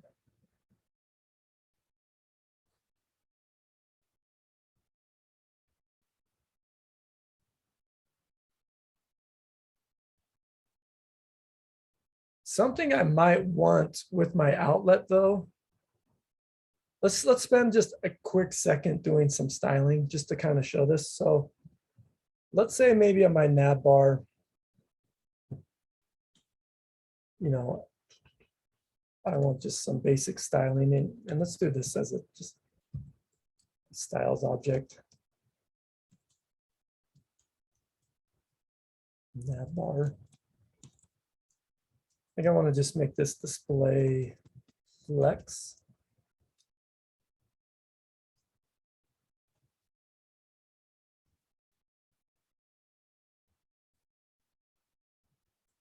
Maybe give it a border so we can see it 1 pixel solid.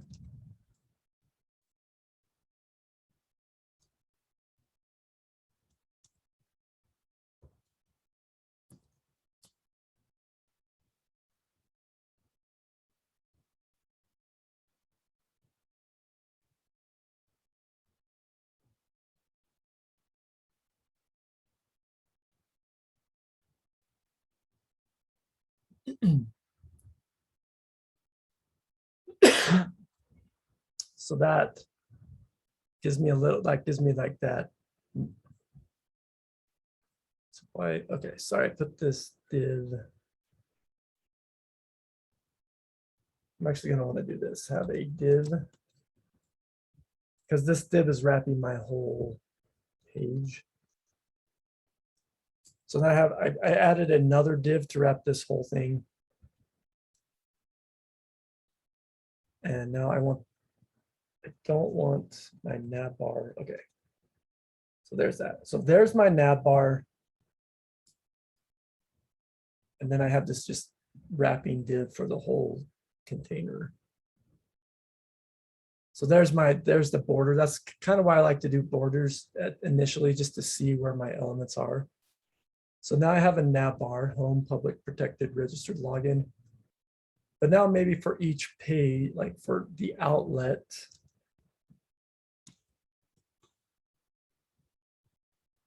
I want to wrap that in a div and do like a page container style or something.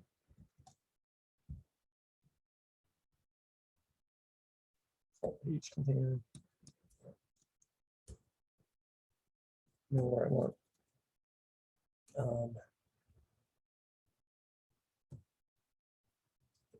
Max width on here, like 1,000 pixels. The margin total.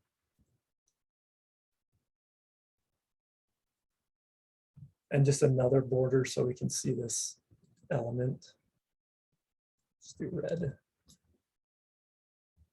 And then on this div, I can throw that style.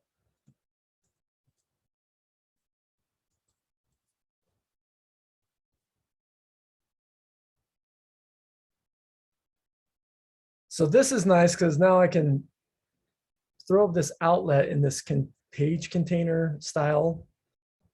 And then all my pages will have that style.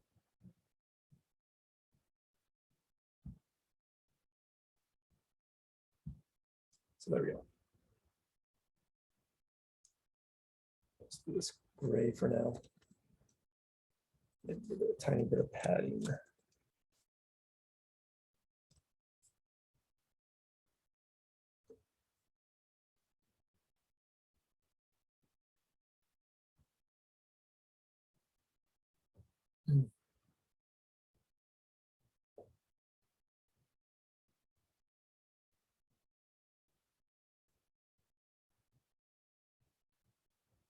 All right. So this layout's nice because it's kind of like that high level, like every page is going to have this layout. There's my outlet. That's going to be the thing inserted at that point. So now going back to my register, now that we have that working and we have a little styling, let's go ahead and get this set up. So import use state from React.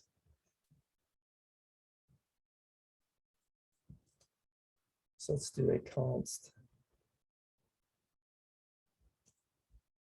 Let's do some email state.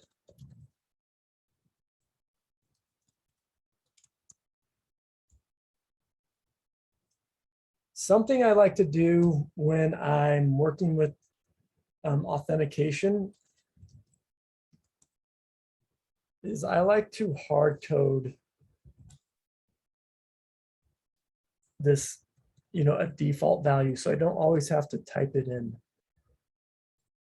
Actually save some time. Now, obviously, once you were to push this to production or something, you would want to get, or like demo it, you would want to remove this. But this is just nice. It's going to save you some time typing this stuff out when you're testing it.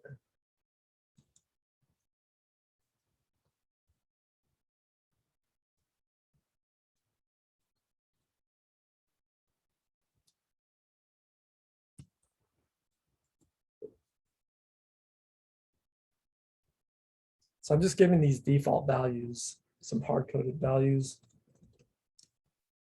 So this is going to be email on change. It's kind of doing our generic form on change. Let's see here.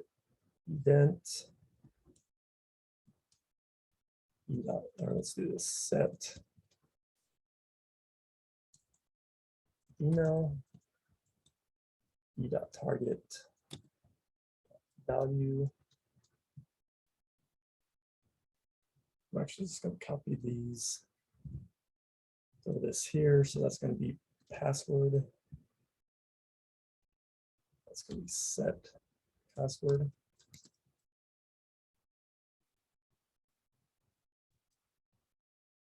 And this input's going to be password confirmation. It's going to be set password confirmation.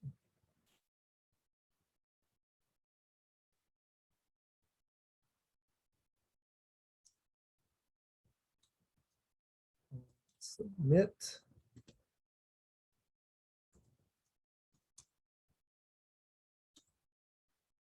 Submit.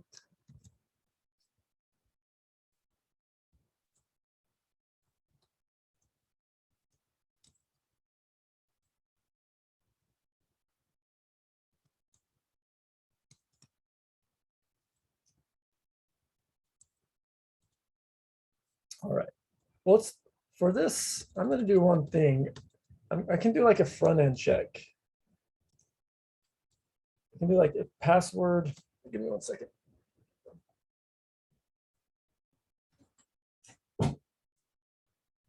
I can do this. I can check if password confirmation does not equal password. If password does not equal password confirmation, no. Let user know these don't match.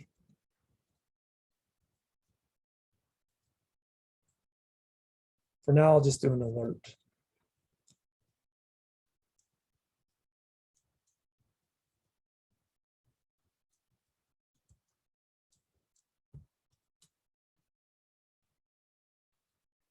And then I'm going to return. So if the passwords don't match, just in the front end, I'm going to stop doing anything. And then if they do, then I'm going to just console.log. The email, the email and password.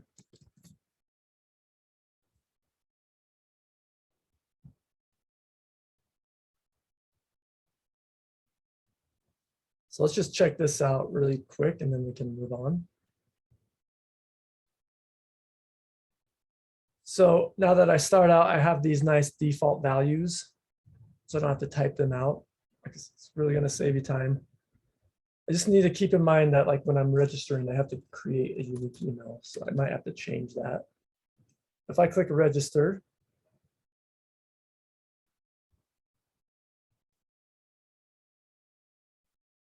did you see the log really quickly? I saw the log, but then it went away. Well, my page is actually refreshing. So it's like, if you've been working with semantic for a bit, you might forget to do this. The e.prevent default, because we're not using semantic. So in our form, we need to prevent the default. So now when I click register, there's my email password. If I change one of these, I'm going to clear my console, change a password. I get that alert, passwords don't match. And notice how I don't get that log. That's because I'm returning from my function right here. So, you know, I could say, don't do anything else here. Or like quit this function.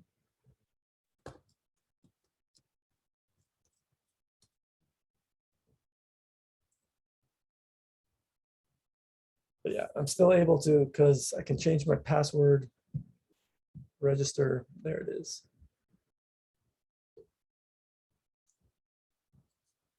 So if they do match, what I want to do is I want to call that handle register function in my auth provider.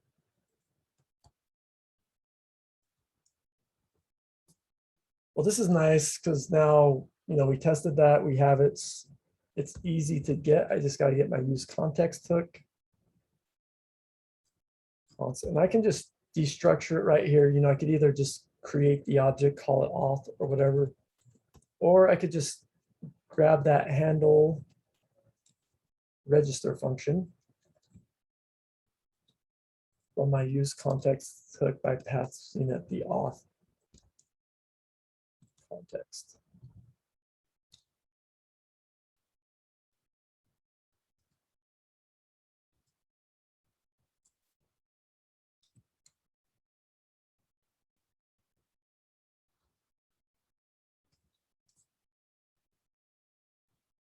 It's a lot easier than having to like pass this down as props. I can just pull this function off of using the use context hook. Now when I hit register, now I'm calling that handle register method in my auth provider. But what I want to probably do, or I'm definitely going to have to do, is I'm going to need to pass the values from my form to that method. So I don't just want to log them. I actually want to give those to that function.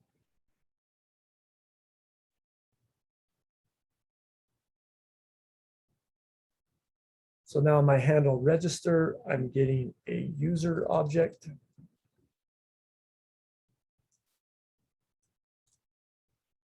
And now I should be able to log that user inside of my function. Handle register, and there's the values from my form.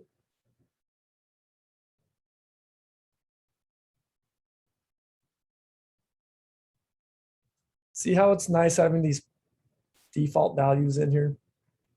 I don't have to keep on typing those out. I can just do a quick little check.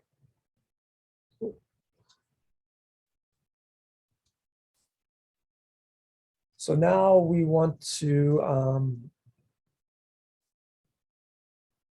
register our user. Remember, let me restart my Rails server.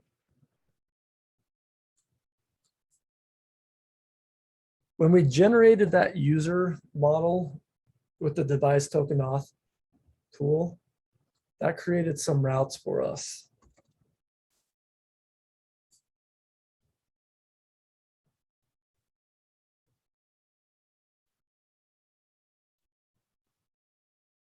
What we're going to want to do is we're going to want to create a new registration.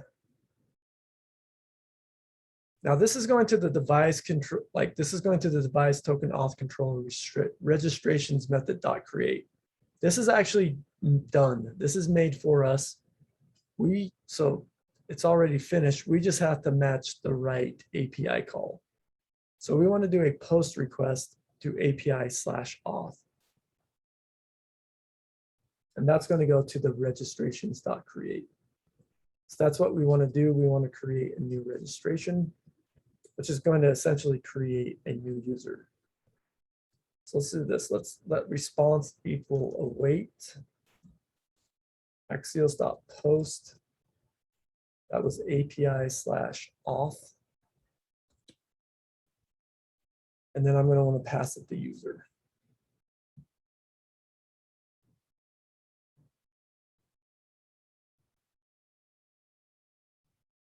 I'm going to switch this log up to say res now. And let's also throw this in a try catch.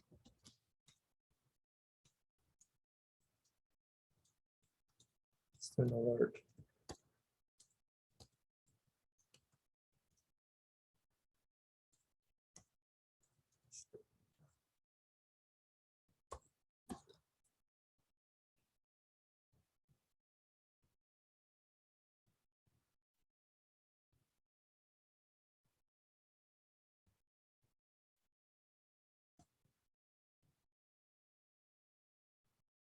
All right.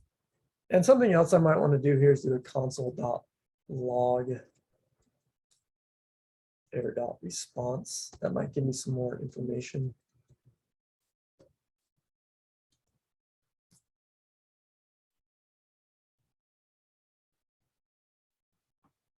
So if I go register. Oh. I'm getting a 404 not found. I'm doing a post API auth. Isn't that defined, post API auth? Does anyone know what I forgot to do? We need to put our redirect to 3001 in. Yeah, we need to do that proxy. So in our package.json. And yeah, I need to add at some root level, I need to add this proxy. And then do local host.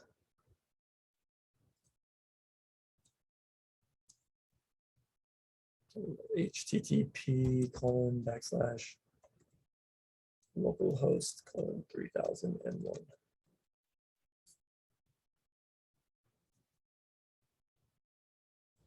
Now, when I switch this, I'm not 100% sure, but I'm pretty sure I'm going to want to restart my React server. I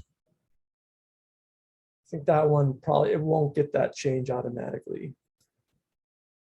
So I want to save that, restart my React server.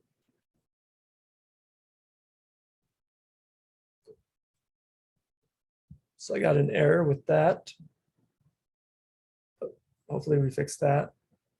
Let's try this one more time.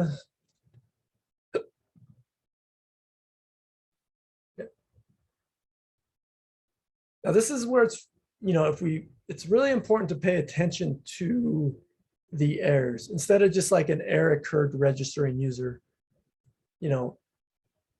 This is a little different because if you notice from last time, it was a 404. That was it couldn't find the path. Now I'm getting a 422 error. Unprocessable entity. And the reason I wanted to log error.response is this might give me some information about why it didn't work. So if I look at my error.response and drill into it and look at like the data, and expand the errors, there it is. Email has already been taken. So that one I tried to register with my test at test.com. But remember, that's one I seeded in my database. So this email has already been taken. So I need to do something unique. So I'll do one.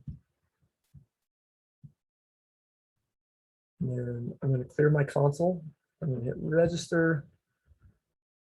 So there's my response. There's some data. I got a 200. That's looking pretty good.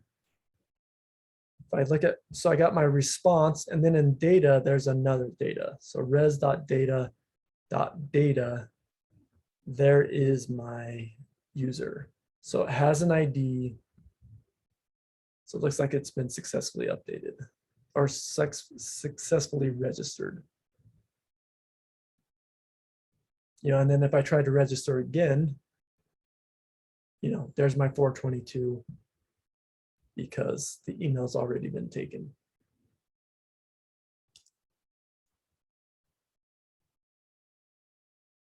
So my register, I want to set user to res.data.data.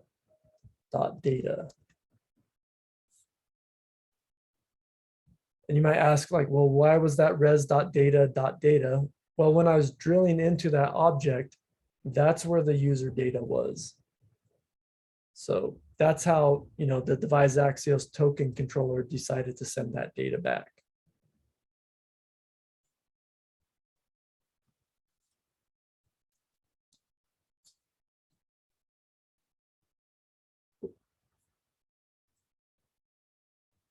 So let's just go to our home. So we see in our home, we're authenticated as false.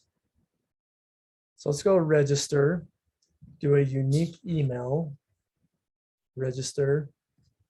If I go home, now I do have a user. Now that's authenticated. Now I can go to this protected page.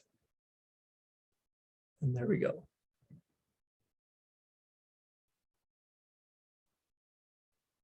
Now, something I might want to do here is navigate, to a certain page. So if we successfully, create a registration, what I can do is I can navigate to a certain page. So with this is also another, it's a little different with React Router 6, but it's kind of the same concept. So there is a, let me just show you this. Let's do this. I'm going to do this in the home just as a demo, just so we can see this. Navigate demo. This home page is just kind of becoming a navigation demo. So, or just a demo page. So I can grab this. I'm going to call it navigate. I can call it whatever, but there's a use navigate hook from React Router DOM.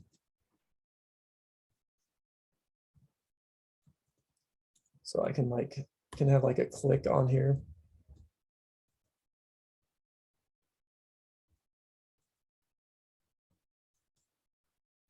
So I can use this, now that I use this hook, I can now use my object that I created. And I can, this is just a function that will navigate somewhere. So let's go to public.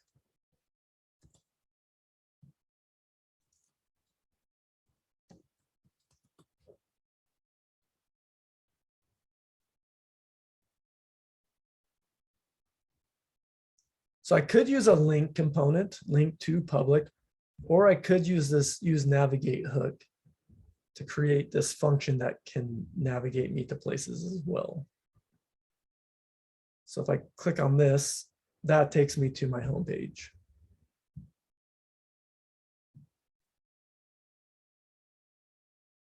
Sweet. So what I might try to do, and this would be reasonable, is go to my auth provider,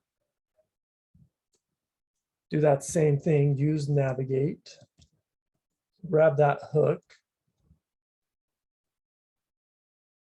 You know, this is just a component, right? So here I can grab that hook. Let's do a navigate. And let's go to, you know, since we're logged in, we should be able to go to the protected page.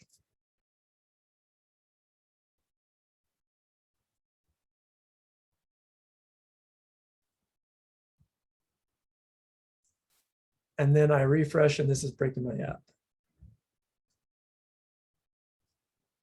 So use navigate may only be used only in the context of a router component.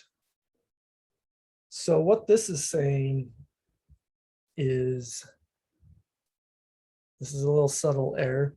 I go to my index.js. I'm trying to use this hook from React Router in my auth provider. My auth provider wraps my browser router. Because of that, because it's like outside of my browser router, I cannot actually use this hook here.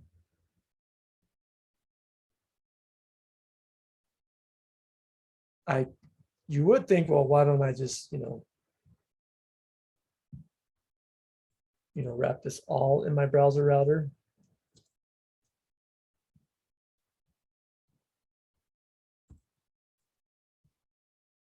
Now I can do that. Now that works, but it's kind of,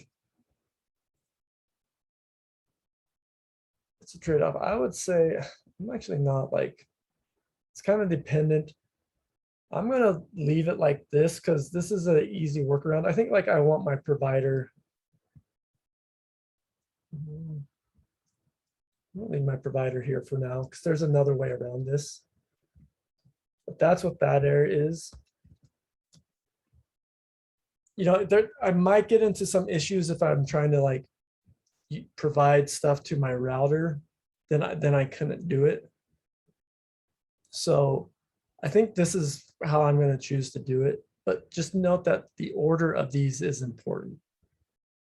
So now here, I cannot use this hook.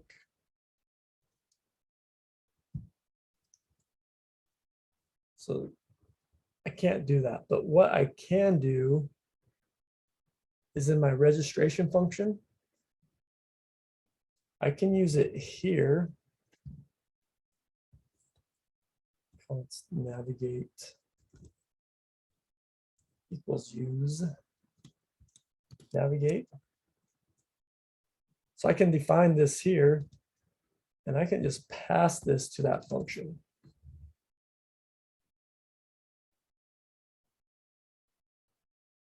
So now I'm defining this navigate in my register where I do have access to this hook. And then I can pass that that variable to my function.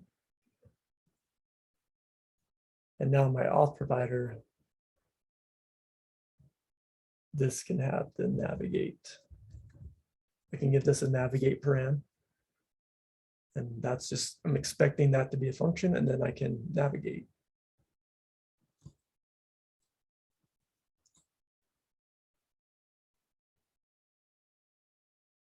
Let me get rid of this import.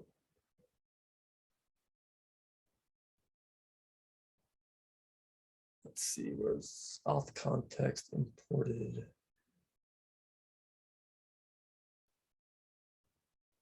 Require auth. Did I accidentally change something?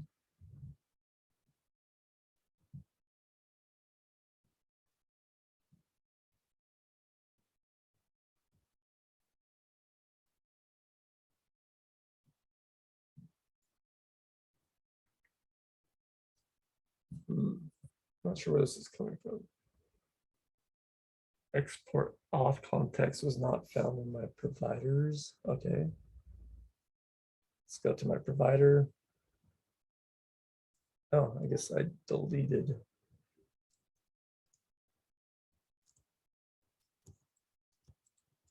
All right, I guess I must have deleted that. So I'm going to put this back, get rid of this. For some reason I deleted this const auth context. Equals react dot create context. And I need to export that.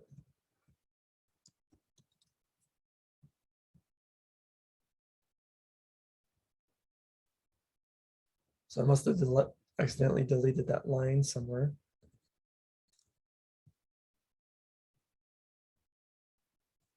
Okay, so now when we go, we're logged out, so we're authenticated as false. Let's go to my register, create a unique registration email. So I'm going to register. So we successfully registered, and then we log in, and then we're able to go to our protected page.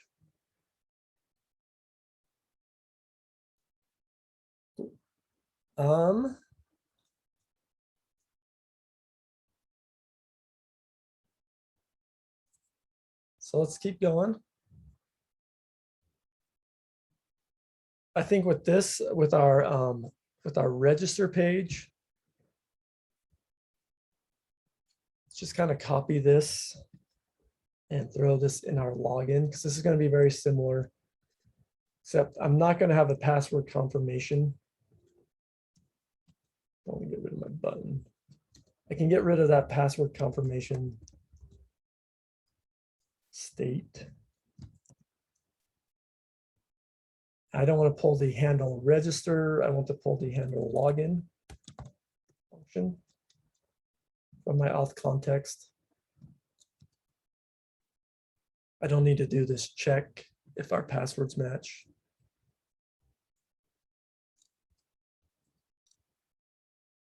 Switch that to login.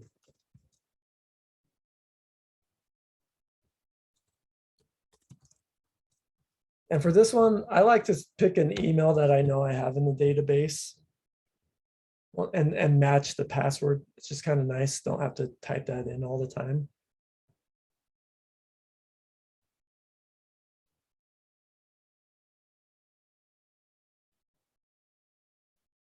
Let's switch this name to login. Login. Cool. I could try to make these component, like reuse this component, but I don't think I'd really save that much. So I think it's fine just having two separate, like a login component and a register component.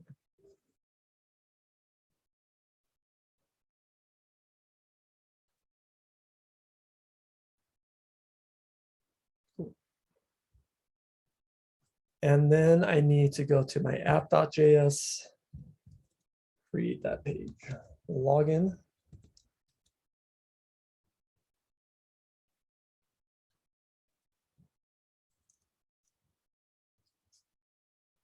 Cool. And then in my auth provider, I'm not going to do all this right now. For now, let's, just like my handle registered, that's expecting user and navigate, so is my login. So for now, I can just handle login and let's just log my user.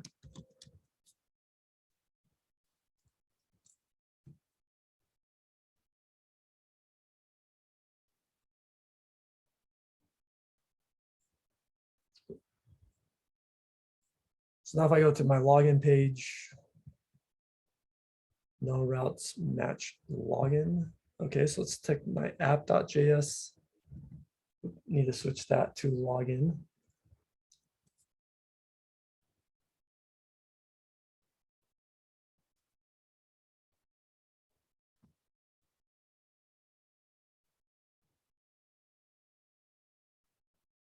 There we go. So I click that handle login, it's getting the values from my form.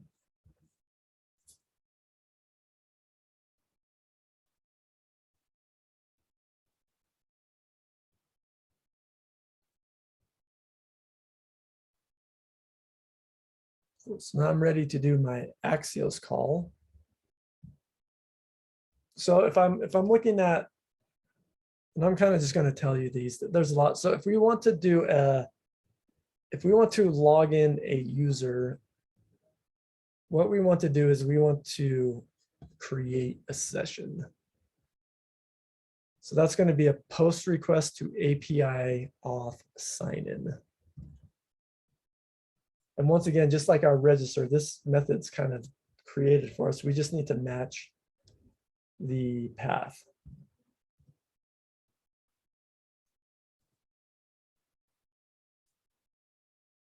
So I can go to my auth provider, do my Axios call. Let's just try and catch. I mean, I really could just take my handle register. This is going to be very similar, so I can just copy that. This is an API auth sign underscore in. I think that is the only difference between these two methods.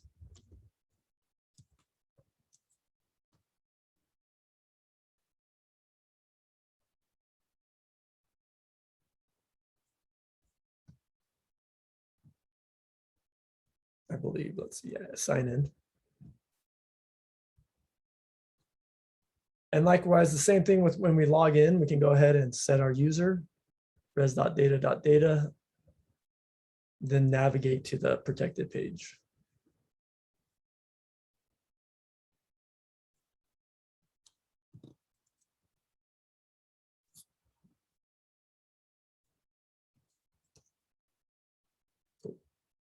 So let's try this. So I just want to make sure if I go home, I'm not logged, like I'm not authenticated. So let's go ahead and log in. There we go. So there's that ID one. That's the first user I created in my seeds file.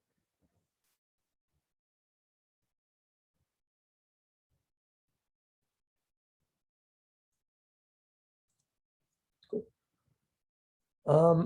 Something else. So if I'm logged in, I probably shouldn't have like these register and login links. Maybe I should have like a logout link. So let's do like a basic UI for that. So what I'm going to do here is in my layout, I'm just going to like create like a function called render I don't know what to call this. Render auth links.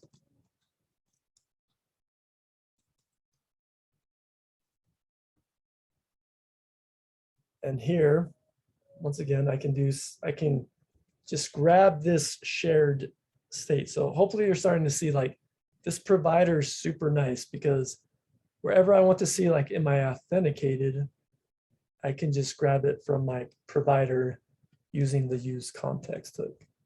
So I can do something like this, const authenticated equals use context. Context. I'll import that from React and then pass it my auth context.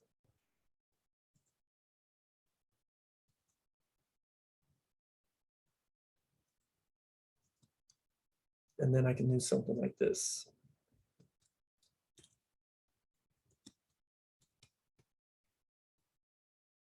If I'm authenticated, for now, let's just say like log out. And I want to return this.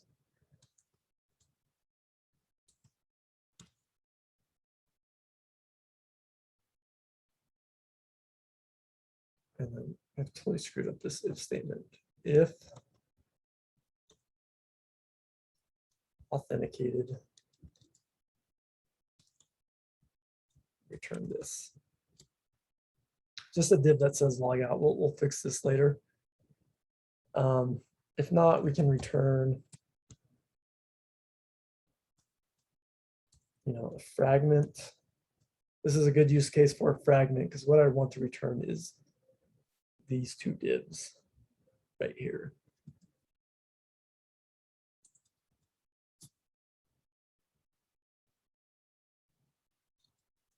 And here, I can just render auth links.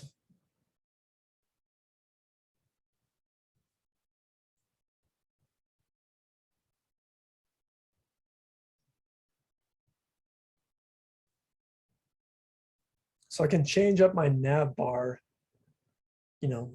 whether I'm logged in or logged out.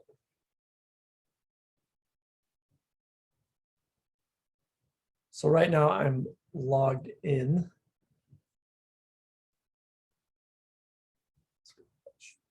So if I refresh, it's going to log me out. That's actually kind of a bug, which we'll get to later. But now, so if I'm logged out, say I'm logged out, now I have my login, register and login links. If I go ahead and log in, now that link says log out.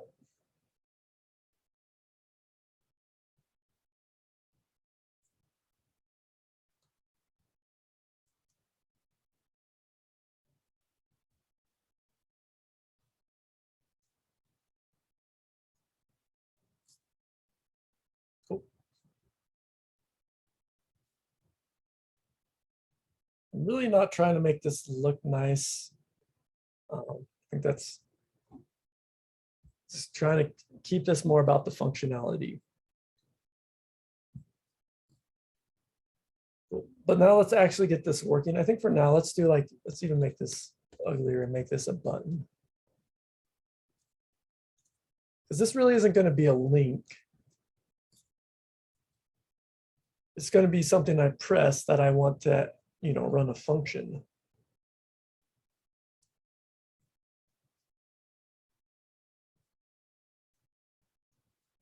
What function is it that I want it to run? Well, I want it to run the handle logout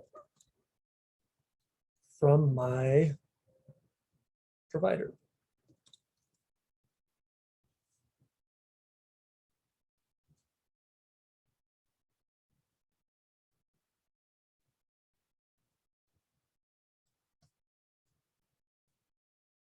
It actually kind of works because, so I log in,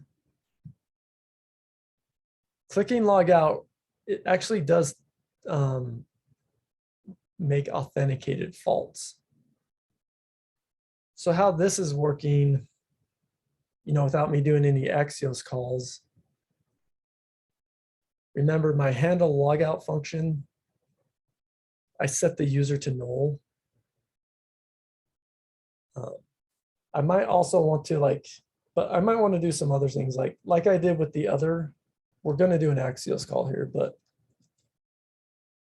I might want to navigate to a specific page. I think a good page to navigate to would be the login page. So once someone logs out, we set the user to null and then we navigate to the login page. Well, so now this handle logout function, it needs this navigate parameter. So in my layout, I need to create that. So let x equal use navigate. I'm just going to name this weird. And I'm going to pass this handle logout that x, which is my navigator. I don't even need to store that to a variable. You just pass it like that. But it's getting a little hard to read. Actually, I can't do that. Wait, no, I can. No. Okay, sorry. Let me ask you this question. Why can't I do, this is like a double layer question. Why can't I do this?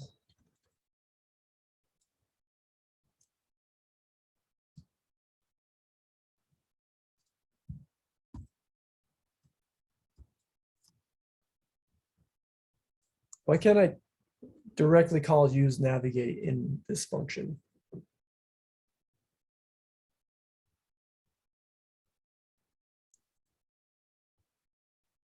Because it's a hook. Because it's a hook. Yeah, so what about hooks prevent me from doing this?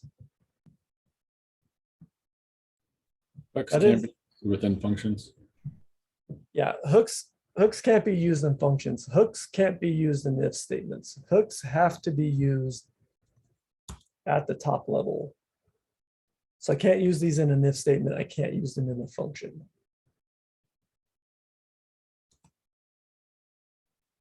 If I had like a function called const add,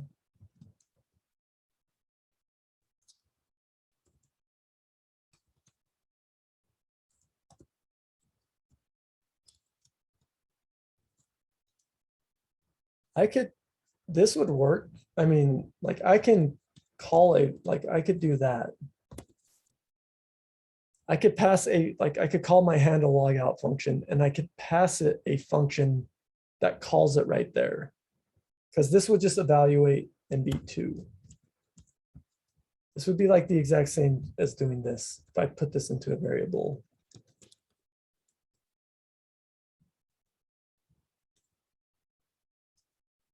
That would work.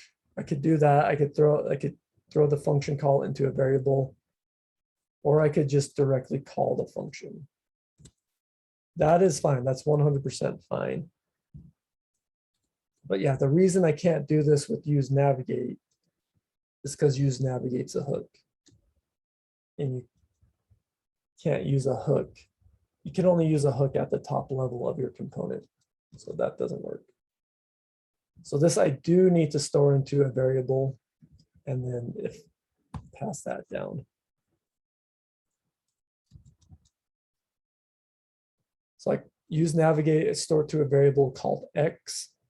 I pass that variable x to my handle logout function. So in my auth provider, in my handle logout function, that's going to be that navigate. And then, I mean, I can call this y.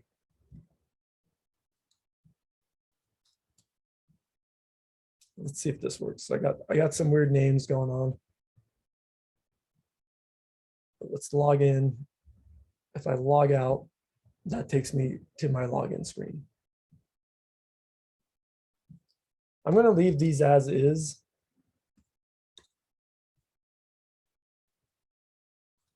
bad name for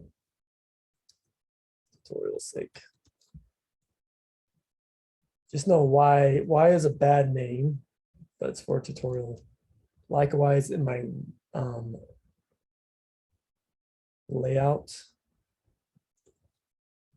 X is a bad name, but it's for tutorial sake. So I'm going to leave those there as is.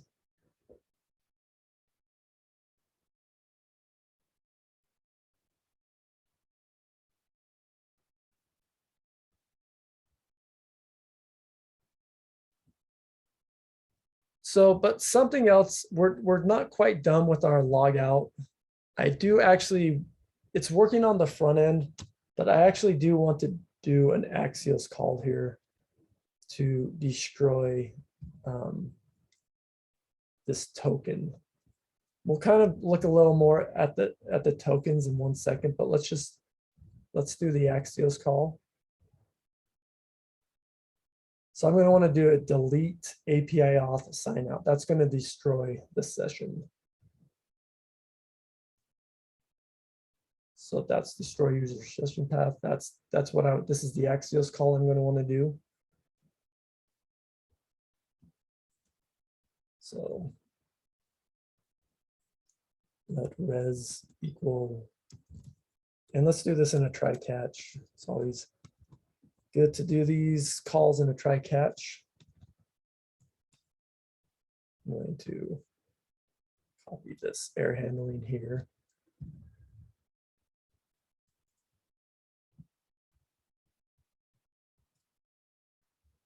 So I'm only going to set my user to null and navigate to my login if I successfully log them out.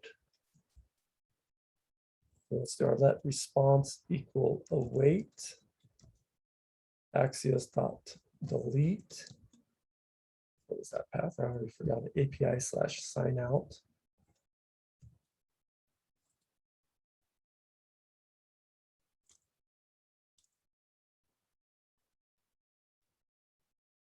And then let's console.log res.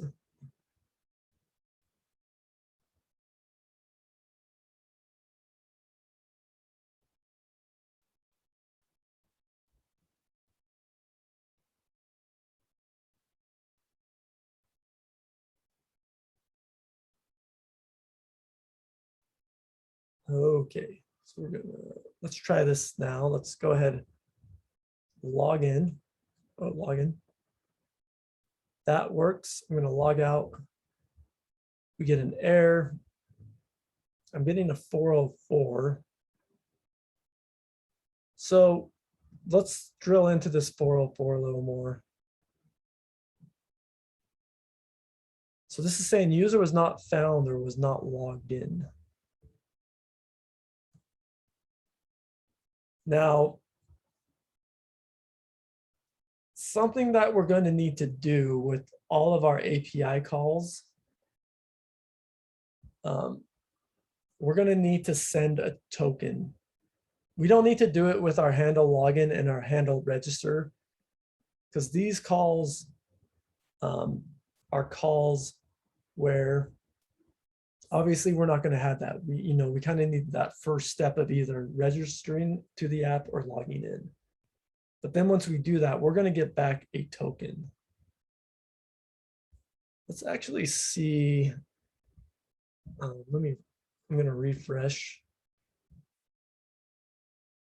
I'm going to log in. Let's go in. I want to kind of see if I can see this token.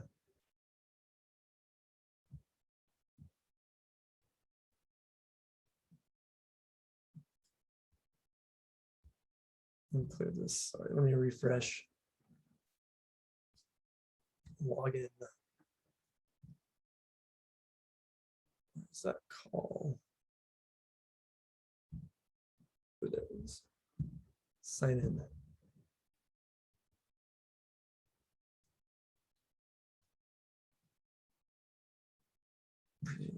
Response. Where are you? response headers. So, okay, here it is. So we do this request. And here's our post, here's our request URL, here's our method, there's the status code. If we look at the response.headers, we actually see it right here. This is the thing we want, is this access token.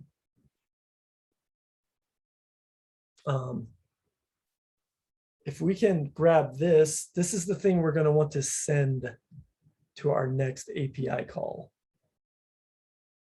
If we don't send it, it's not going to work. This is like, we logged in and here's the access token we're getting back. So if we don't send that back with, sorry, with, if we don't send that back with our next API call, it's not going to work. So let's see how we can maybe access this in our like login. Let's just do a debugger here. So before I navigate, I'm going to throw in a debugger. So let's log in. Let's see, there's my response. Response.headers. Response.headers.access token. There it is. It's not client. You can see it right there, access token. It's right there.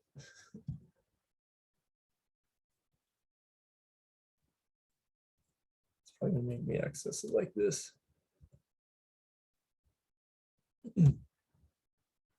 Here's another JavaScript thing.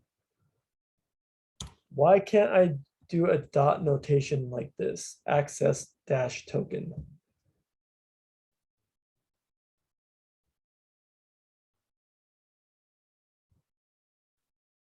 What is this dash right here? Minus sign in JavaScript. Yeah, that's a minus sign. And then now token's like a variable. So what it's saying is token is not defined. Well, this is how the data is coming back. I'm kind of SLL and trying to change how it's coming back. So if I want to access this, there's another way we can access parameters and objects. And that's with like the indexing syntax. I can do it as a string. There we go. And there it is. So we have this res.headers.access token. We have, I think, a token type. It's there. Oh, that UID. This is a unique identifier. That's our email. So we have a couple of these things that we kind of want to like keep track of. And we want to like send these back. So I could do something like this. Let's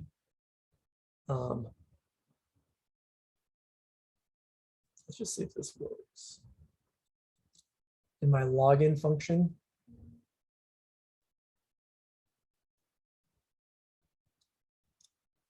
I'm going to do this. I'm going to set through Axios, I'm going to set my default headers to these values. So that'd be res.header. Let's just do this. Let headers equals res.headers. That was just the thing we were looking at. So what I could do is assign all these values to my Axios and what defaults headers, and what this is going to do is on the next call, it will send these values up to the API call. So that's just on my handle login. I'm going to get rid of my debugger. Right, let's go log in. Cool, that works. So let's go to log out. Cool, so my logged out now worked.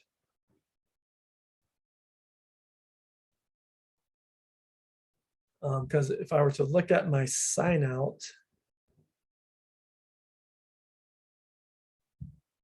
somewhere in here, where it should be in my headers. Maybe it's not going to be in here.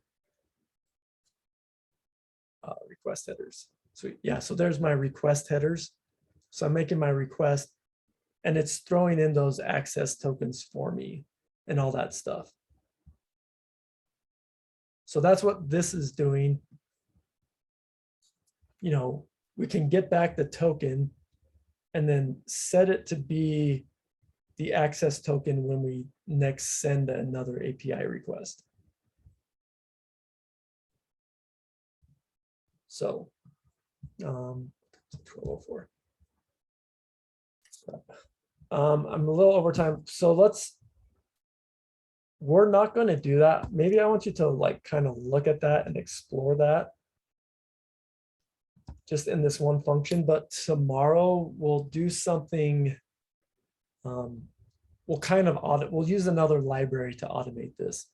But I kind of wanted to show you this because if you don't have this set up, your logout's not going to work. And actually any other API call that has any kind of validation on it is not going to work because we have to send that token with each request if we want to get back the data.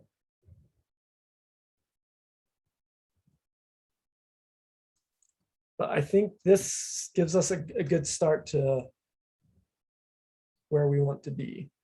Or actually, let me just because it's going to take like 2 seconds. Let's just do this. So we're going to add this gem or this npm package. It's called devise Axios. So do a yarn add devise Axios.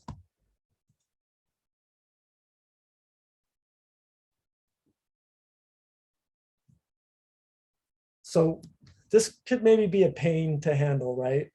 Or we'd kind of want to like abstract this. But what we're going to do, we're going to use this to devise Axios tool. And in our index.js, we do this. We import middleware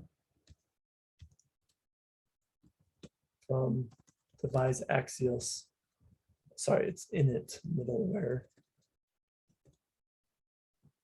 Let me just call that function right here. It's kind of called, it's middleware because this is like in between our front end and our back end. So this is kind of stuff that's going on behind the scenes. So what this is going to do is this is going to, every time we get back some data, every time we do an API call, if I go look at my auth provider,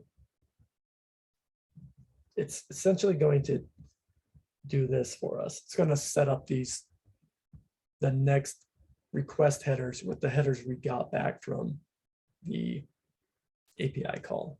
So it's going to manually keep track of the tokens for us. So if I refresh, I need to restart my server. Yarn start.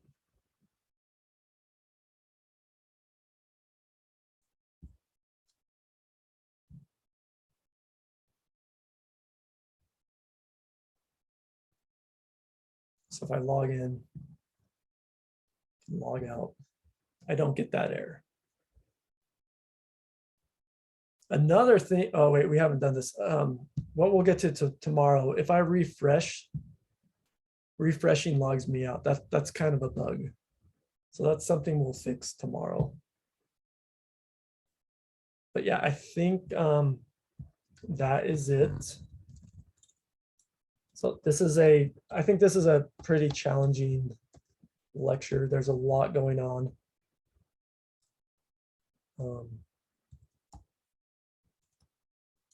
I'll push this up to GitHub. You'll have, at least 2 days to work on this homework. Probably even give you Friday. But any questions on any of this?